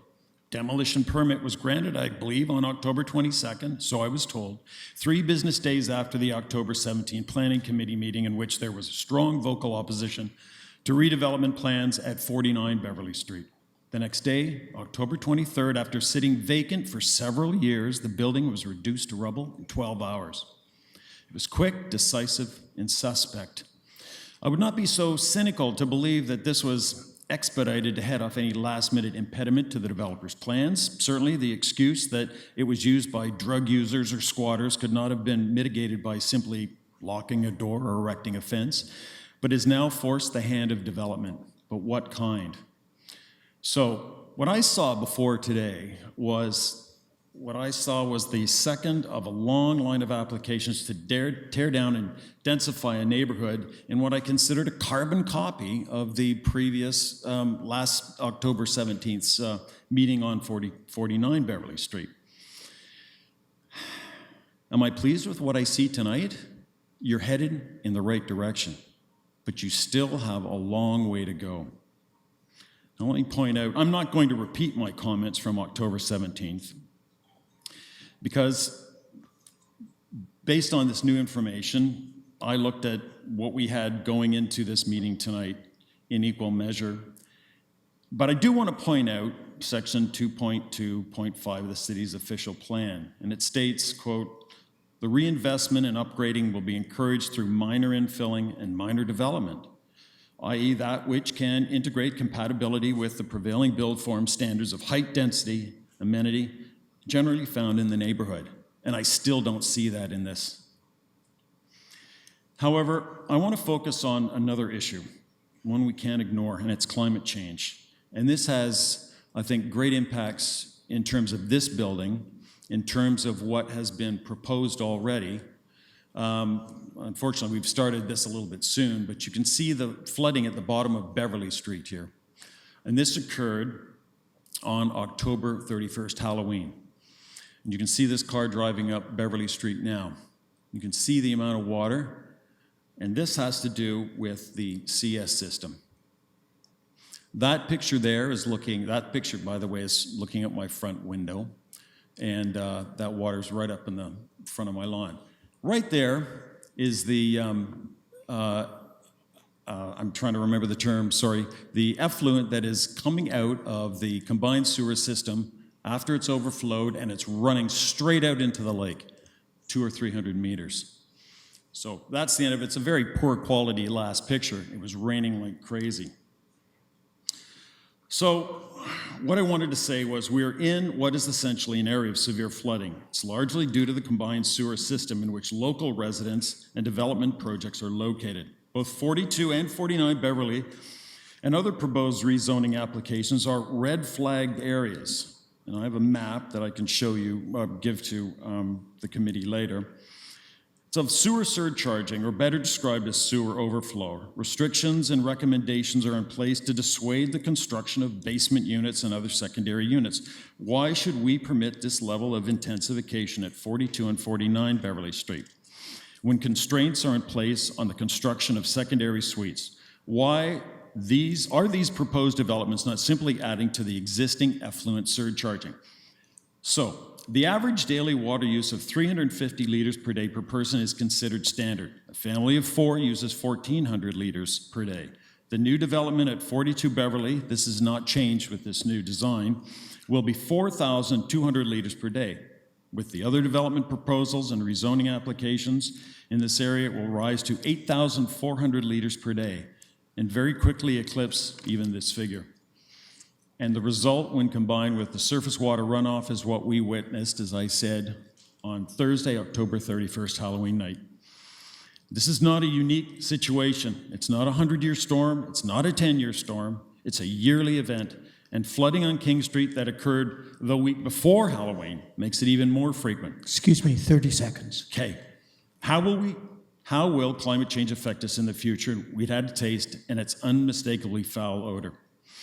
At this point, I'm calling for a moratorium on site-specific rezoning for triplexing in this sewer surcharging area, and instead encourage and maintain more modest yet intensive growth strategy that complements the neighborhood with smaller dwellings that are compatible with their neighbors and don't overtax an already marginal infrastructure. Thank you very much.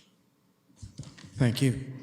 Any further comments or questions from the public?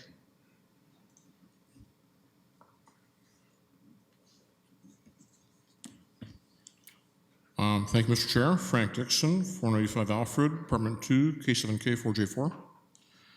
So I don't live in the immediate neighborhood, but I did live up the street as a student, a couple blocks away. So I know the advantages of it. And the neighborhood has an extraordinary character. It's really unique in Kingston. And from what I heard tonight, I have some concerns, given that there are apparently other properties which could befall a similar fate to this one. So this historic house no longer exists, as shown on page 61. So I'm wondering, did the owners liaise with the city before demolishing it in terms of heritage assets or aspects? And that has a precedent, I guess, a factor when you consider there are other houses in the area that are potentially to be modified or developed in this way, something of a domino effect. So I'm going to advocate for something new to happen in the immediate neighborhood here.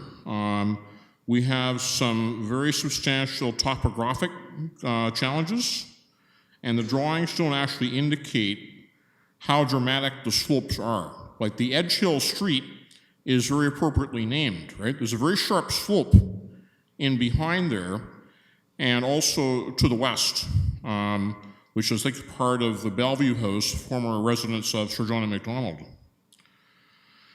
So, as the previous speaker had indicated, flooding occurs in the area, and we have a sharp, basically a cliff to the north and the west of this property. And I think that's a concern, not only with respect to the immediate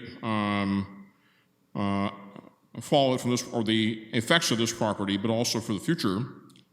We need to understand the impact of putting more construction in and what it's going to do to basically the flow of water and snow and so forth. So I would put myself opposing the current proposal.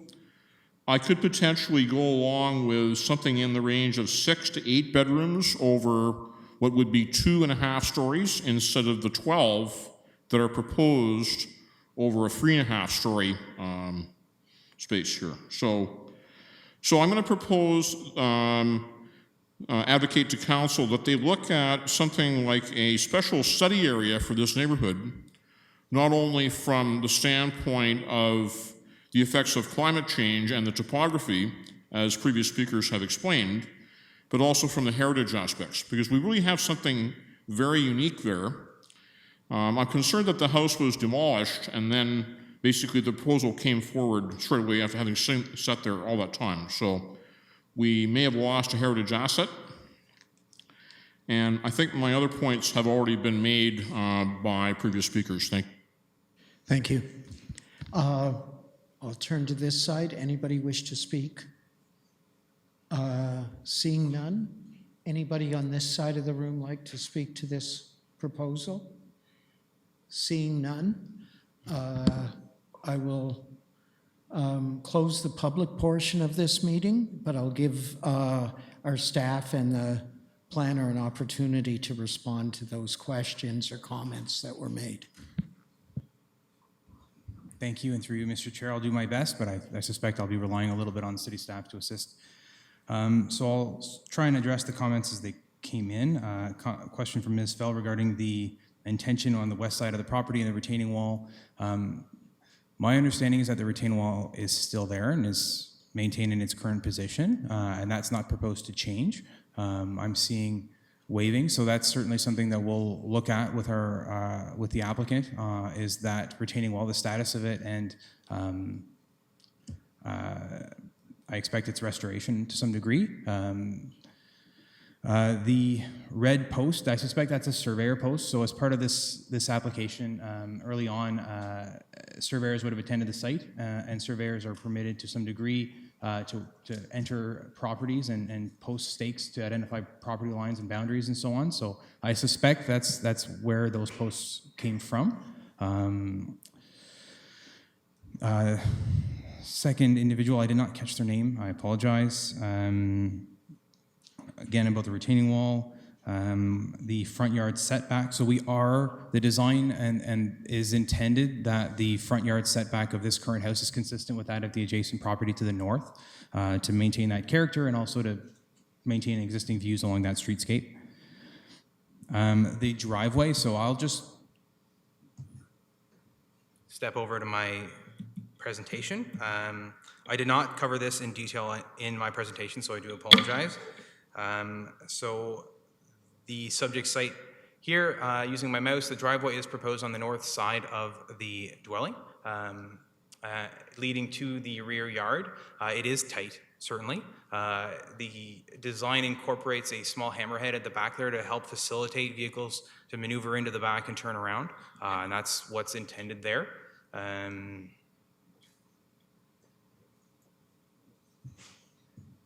the driveway. Further to that note, I believe the comment was that there didn't appear to be room on the south side for a driveway. That is correct. There is a walkway that's proposed along the southern portion of the house to provide access from the front to the back. It's also proposed that this green space on the south portion of the house, of the triplex, will function as a swale for stormwater management to direct stormwater flows from the rear yard to the front and then into the municipal system.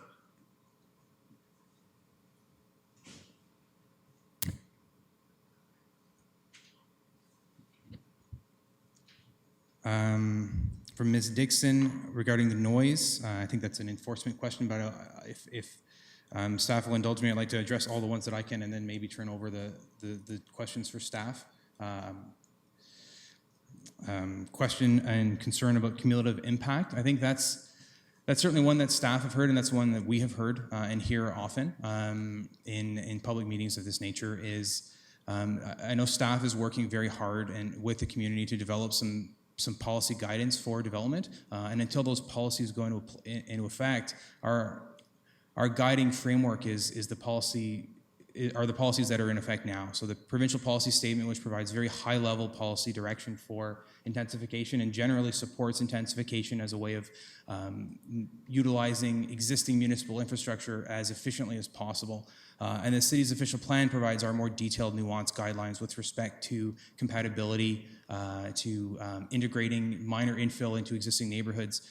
So when we review the official plan in a file of this nature, we review it on an individual basis, and ultimately make a recommendation as to whether, to our client and to as part of the application, as to whether we feel that it's supportable from a provincial policy perspective as well as a municipal official plan perspective. And if a proposed development does not meet the compatibility criteria, for example, the functional needs criteria, the land use designations and strategic goals of the official plan, we can't support it. We can't make a recommendation in favor of it.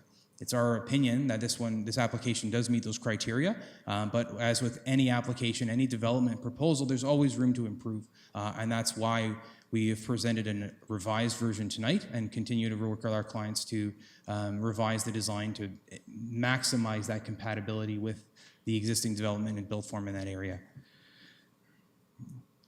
On the question of soundproofing and building code compliance, those are certainly considerations. The building code compliance is a requirement. There were a few comments on cumulative impact, so I won't go into those again. The criteria for exceptions to the rules, so I've spoken to that. So that's any application to amend the zoning bylaw. The tool that's used to determine whether an application to amend the bylaw is supportable or not is the official plan and it's the provincial policy statement. So those are the tools that any application to amend the zoning bylaw has to satisfy those tests. In Kingston, we do have a dated zoning bylaw and a dated set of zoning bylaws, which makes the requirement for site-specific amendments just that much greater because the bylaw is old and it doesn't contemplate current best practices in building, current building code requirements, and current practices in planning either. So there are a lot of requirements to amend the zoning bylaw, and rather than, well, I'll leave it at that. I know that there is a strong concerted effort to update the bylaw and develop a consolidated zoning bylaw so that site-specific amendments are less necessary. From Mr. Mitchell and the Syden District Association, support for a two-unit as-of-right building.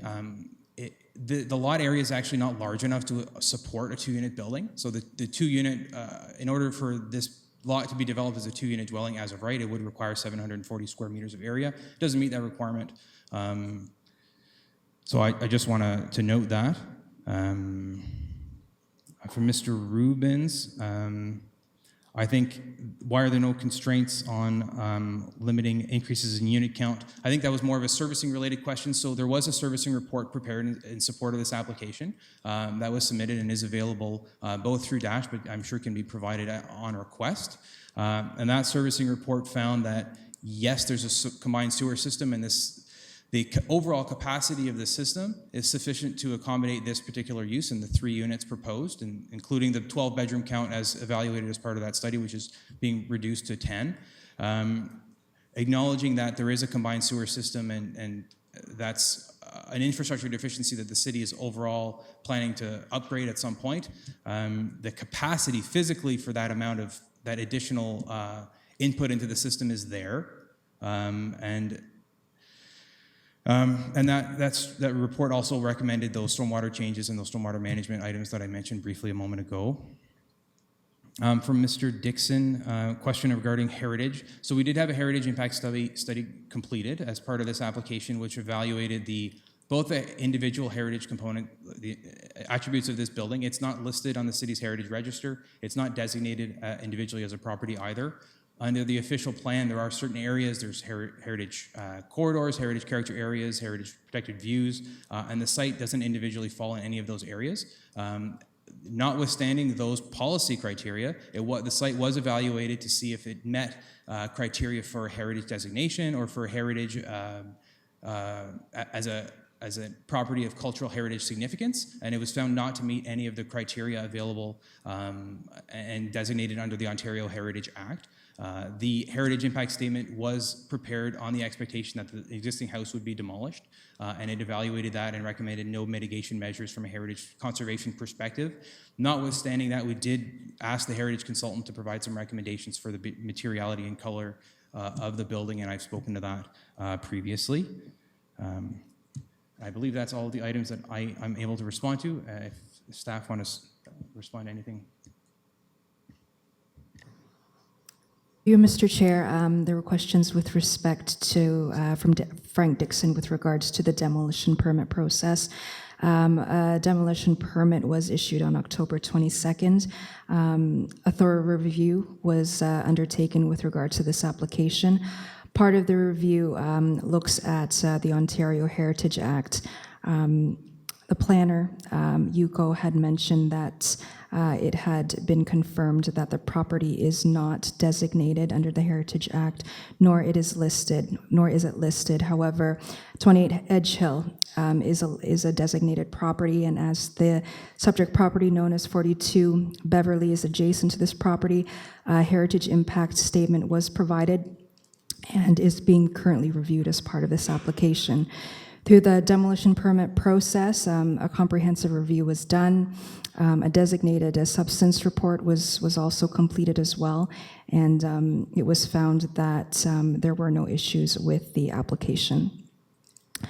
With respect to Mr. Don Mitchell's questions regarding compatibility, stability in neighborhoods. As you probably know, the city is currently undertaking the Central Growth Kingston strategy, which takes into consideration and acknowledges that there are issues with respect to concerns regarding built form compatibility, and these applications, 42 Beverly and 49 Beverly, will be considered with respect to this ongoing study. With respect to the issues regarding noise, that is an enforcement issue, and I will defer to senior staff with regards to those issues.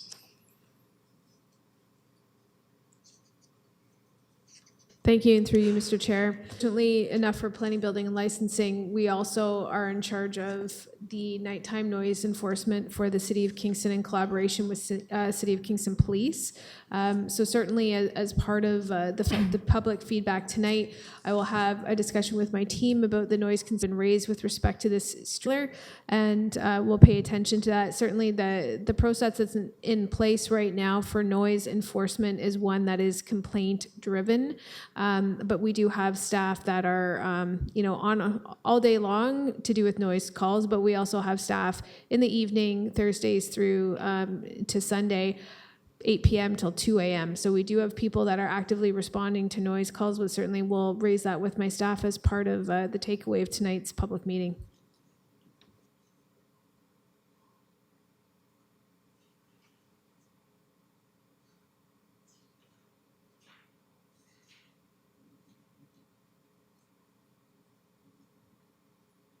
Thank you. So I will turn to the committee to make any comments or ask questions. Yes. Mr. Chair, through you, I actually want to pick up a comment that you made earlier, bathroom with a tub in the basement. And I'm wondering if staff or perhaps the proponent could comment on what uses in a non-residential part of the dwelling are allowed. So for example, could there be a kitchen in that space? Where's the line where it becomes so obvious that it'll be used for residential purposes that it wouldn't be accepted? Recognizing that we're supposed to be taught form, not function necessarily, but I think that's pertinent. Thank you. And through certainly as part of the building permit process associated with any type of dwelling, there's a thorough zoning review that's done against the plans that are submitted for the building application. If there's any type of notification or indication on those plans with respect to something that would indicate a kitchen, certainly the drawings have to be amended if there's no approved unit in that space, and that would be inspected through the process to make sure that there's no actual electrical infrastructure or things going in that would facilitate a kitchen. Typically, if it's identified on a plan, we make sure that we are very clear with applicants that even putting in a stove plug or something like that, which has happened in the past, that we don't even facilitate that because we know that one thing can lead to another. So there is that clear process that takes place with the building inspector specifically prior to anything being issued from a permit perspective. Thank you. And I would suggest, just from my perspective, of course, that perhaps a tub is something that would trigger further investigation and rigor around what that will actually be used for, especially in light of the court case in Milton yesterday where we saw the devastating impact of people living illegally in basement apartments. A landlord was held to the tune of $1.3 million for allowing that to happen. So definitely my antenna is raised too, and we see things that make living conducive in a space that they're not supposed to be, especially in this application where there are no windows for a safe path of egress, even if it were an illegal situation. So that's on my mind. Thank you. Yes, Councillor Zanuck.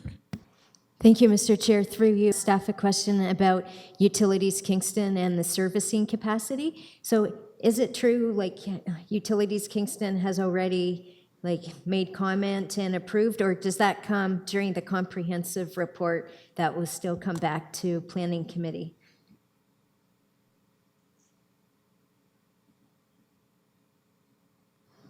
Thank you. And three.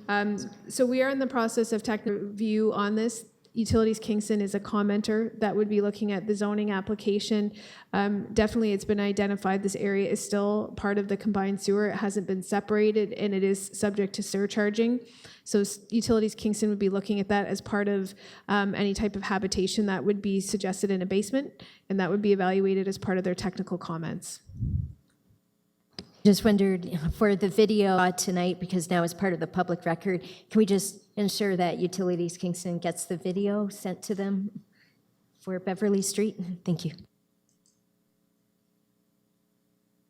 Thank you. Any further questions or comments? I'm sorry, the public portion of the meeting is now over. It's only the committee. However, you can speak to our staff or you can send us any written questions and they will definitely be responded to. Okay, thank you. Yes, Councillor Hutchison. Thank you. It's a question of staff. I'm wondering, this is related to the question of compatibility and massing and the relationship of height, which is less, and the setbacks and the amount of footage, the amount of area that's used by the building. And that is, why do the reports not speak to square footage?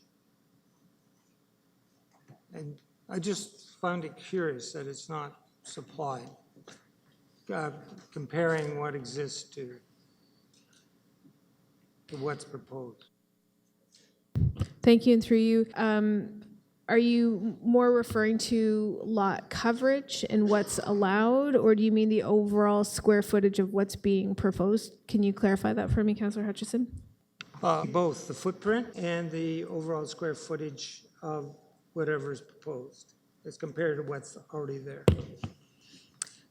So in terms of the building footprint, again, applicant has proposed to look at a site-specific B zone, and the difference between the B zone and the A zone, there's different types of regulations in the zoning. In the A zone specifically, and Mr. Leclerc referenced that specifically, that for the A zone, it requires a minimum amount of area per unit of 370 square meters, I believe, which he was indicating as of right couldn't be accommodated on the property. When you go into the B zone, it doesn't regulate units by area that way. It switches into different performance standards. It starts to measure lot lines and things differently. It has a greater height consideration, and the B zone also doesn't have floor space index, which is another key thing that we look at in terms of understanding how big the footprint is relative to the overall size of the lot. So there are some differences between the two and how it regulates form. Certainly as part of looking at the overall amount of square footage that is suggested as part of the application, we can make sure that that information is provided specifically in any future reports, just to be able to clarify that for you. Thank you. It's last bit what I'm referencing, because it helps one think about what the nature of the massing is and what people are finding concerning in a neighborhood. That this is not the same type of building or design or construction as being traditionally built in this area.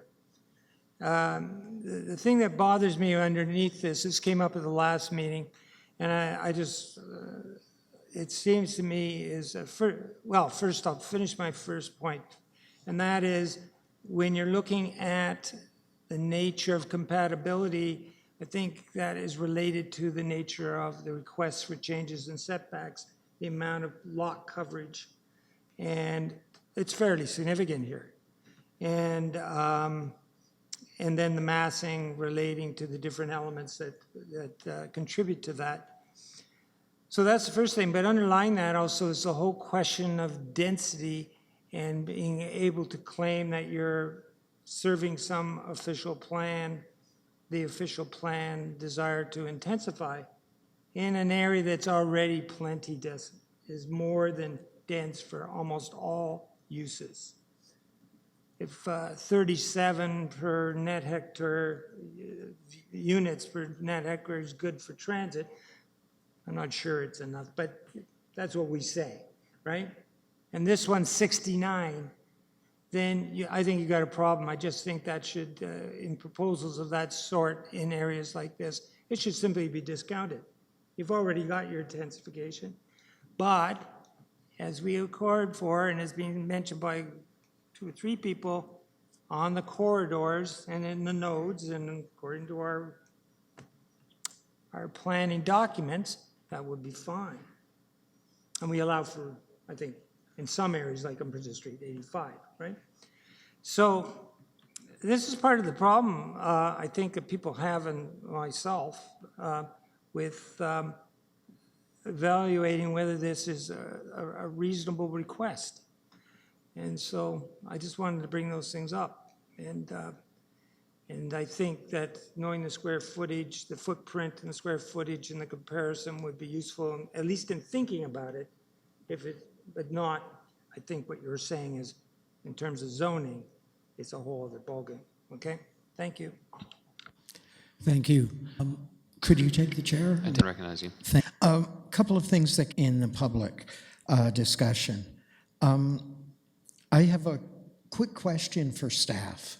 This seems to be becoming a kind of recurring theme at planning, particularly on Beverly Street, but elsewhere as well. I know in Westdale, for instance, because they don't have capacity, we've created a holding zone, I believe, or the equivalent of a holding zone.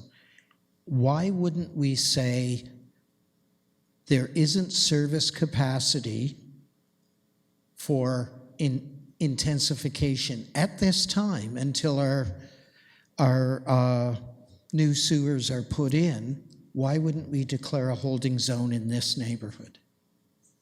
Or could we? Thank you, and through you. So definitely there is a holding symbol that was applied to Westbrook Meadows specifically as part of evaluating where second units would be allowed as of right across the city. And that was to make sure that from a servicing capacity perspective, because how it works with once you have your zoning in place, if all you're applying for is a building permit, there isn't the same level of rigor that's tested with respect to looking at the servicing capacity. The zoning in place assumes that it's there. So when we were creating that as of right permission, because there are known constraints within the system in the Westbrook area, the holding symbol was put on there specifically so that it would require the specific servicing assessment that needed to be done before a building permit. Otherwise, building permits are assuming the servicing is already there. Could that be applied elsewhere in the city? Certainly as part of doing the second unit work that we've gone through in the last year, we had to look at a detailed assessment and work with our partners at Utilities Kingston to look at other areas of the city where there are constraints. The rural area as well has a holding symbol on it. So whether or not they would put an additional hold in this area based on servicing capacity, or are you referencing specifically because it's still in a combined sewer? I think what they've said is they're okay with some incremental infill as part of that, but it's when the large-scale pieces start to come forward that it's really triggering the concern with respect to the combined sewers. But again, that's a non-engineer explaining what I understand to be the explanation from Utilities Kingston, but it's a very valid question. You explained it well to another non-engineer, but if we could at least explore that, that would be great. The other thing, I know that there was a gentleman who spoke favorably for this development because as a young professional, he would love to live in the core of the city. I just want to point out the elephant in the room. Why are we getting so many larger proposals for increasing substantially the number of bedrooms? We went from 8 to 19 on an earlier proposal today. It's because the rental per bedroom in this neighborhood is $700 or $750 plus utilities. So my question is, how many young professionals or young professional families could afford $2,800 or $3,000 a month in rent plus utilities? They're very successful young professionals if they can. I'm an old professional and I couldn't afford that. So that, I mean, that's the reality that we're faced with. And I'm troubled as I was with a similar proposal 2 weeks ago from the same planner, I believe, to move this to a B zone. What we haven't heard today is that a B zone allows up to 6 stories. So, I'm sorry, did you want to correct? Yes, through the chair. I believe the applicant is proposing an A zone for the proposal. Is that correct? Okay. Because as I read that, it sounded like you're still 3 to 6 family. The applicant is requesting a modification of the following 3 family dwelling B zone provisions. Mr. Chair, and thank you. Mr. Park is correct. We have requested a change to that approach. So we are asking for a site-specific A zone. We are no longer asking for a B zone based on feedback received through previous meetings. I see our Director of Planning looking puzzled, so I guess I'm not the only one that misread this report. So, Mr. Chair, if I may, you're not reading the report. The report does reference a B zone, and this is an amendment that was brought very recently to the application where we did ask for a change to an A zone. I guess that raises the question. This is very frustrating for me. I mean, I'm the chair of this committee. I should be able to read a report and know that it references B zone provisions. It references A zone, as the previous one a couple of weeks ago did as well, and it almost feels like a kind of cherry picking. Well, in the previous A zone, this was allowed, we'd like this. But in a B zone, this is allowed, and we're going to ask now for an A zone, but we'd like you to consider these B zone provisions. Can I ask if we can either have an A zone application or a B zone application?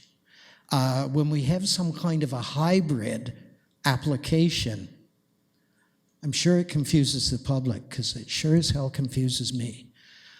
So I would really appreciate, and I'm not trying to scold staff, because a lot of these changes, including the drawings, seem to have happened in the last 24, 48 hours. Perhaps, yes. Thank you, and through you. So definitely as part of the planning process, things are constantly changing, iterations and conversations that are happening. The information that we had at the time that this report was written and when the agenda was released last week was showing a B zone with the drawings that are in the package. Obviously, there's been some additional updated work and some changed information that's being presented this evening as part of the presentation that doesn't coincide with what's in the report, and I apologize if that is confusing. That there are, as Mr. Leclerc indicated, I guess changes that have been made in the last 2 days, which are post us being able to post the agenda. So in the future, you will see consistent information coming forward in terms of the comprehensive report, and I do apologize for any confusion that's provided. I appreciate that, and I know in the past, when there have been anything but minor variances to a submission, we've had a new public meeting or a delay in the public meeting presentation to allow that new information to be reflected in the report that we're addressing. So I think that, and I'm not trying to be a scold, honest, but that would be helpful in future. I believe Councillor Hutchison had a comment. Well, I just had a gloss on this because I brought it at the beginning, and that is if someone wants to change, it seems to me that before the meeting, after the documents have been issued to the public and to the committee, they should be required to come back at another time. And they could sign an addendum to their application saying, we agree to the lengthening of the application period. Because I'm sure that staff is always thinking about that and thinking, okay, we'll just push this through. Because we have legal requirements to make. But if you want to change it, fine, but it's you, the applicant, that wants to change it, right? If staff are doing it, well, I guess that's into the portion of the 180 days. But if the applicant wants to put, then they can sign something, say, we agree, we'll go to, 194 days. Right? That's only fair. Staff shouldn't have to be running around after somebody who's changing their mind and, trying to make it fit in the legal requirement. It's, we talk about overwork. That means you're shuffling everything to make it work, right? So that's my suggestion. Thank you. Any further questions or comments from the committee? Seeing none, I declare this public meeting completed. If anybody has anything to add, you can do it in writing, or you can meet with one of the planners or myself before we leave. There are no action items today other than I will call the Planning Committee meeting to order. Approval of the agenda, and mover and a seconder. Councillor Chappelle and Councillor Kiley. Confirmation of minutes. Oh, that was with the addendum. You all heard me say that. Yes, good. Confirmation of minutes. Oh, you're right. It is getting late. Call the question on the approval of the agenda with addendum. All those in favor? Carried. Confirmation of minutes from October 17th. Councillor Asanic, Councillor Chappelle. Any corrections? Seeing none. All those in favor? Carried. Disclosure of pecuniary interest. Seeing none. We have no delegations. We have no briefings. We have no business or notices of motion. We do have no other business. We have correspondence to include the 3 additional ones that were distributed today. Any further comments, questions? Seeing none, date of our next meeting, November 21st. Same place, same channel. Thank you very much. I'm going home and going to bed. Oh, move and seconder to adjourn. Pick of the litter. All those in favor? Carried.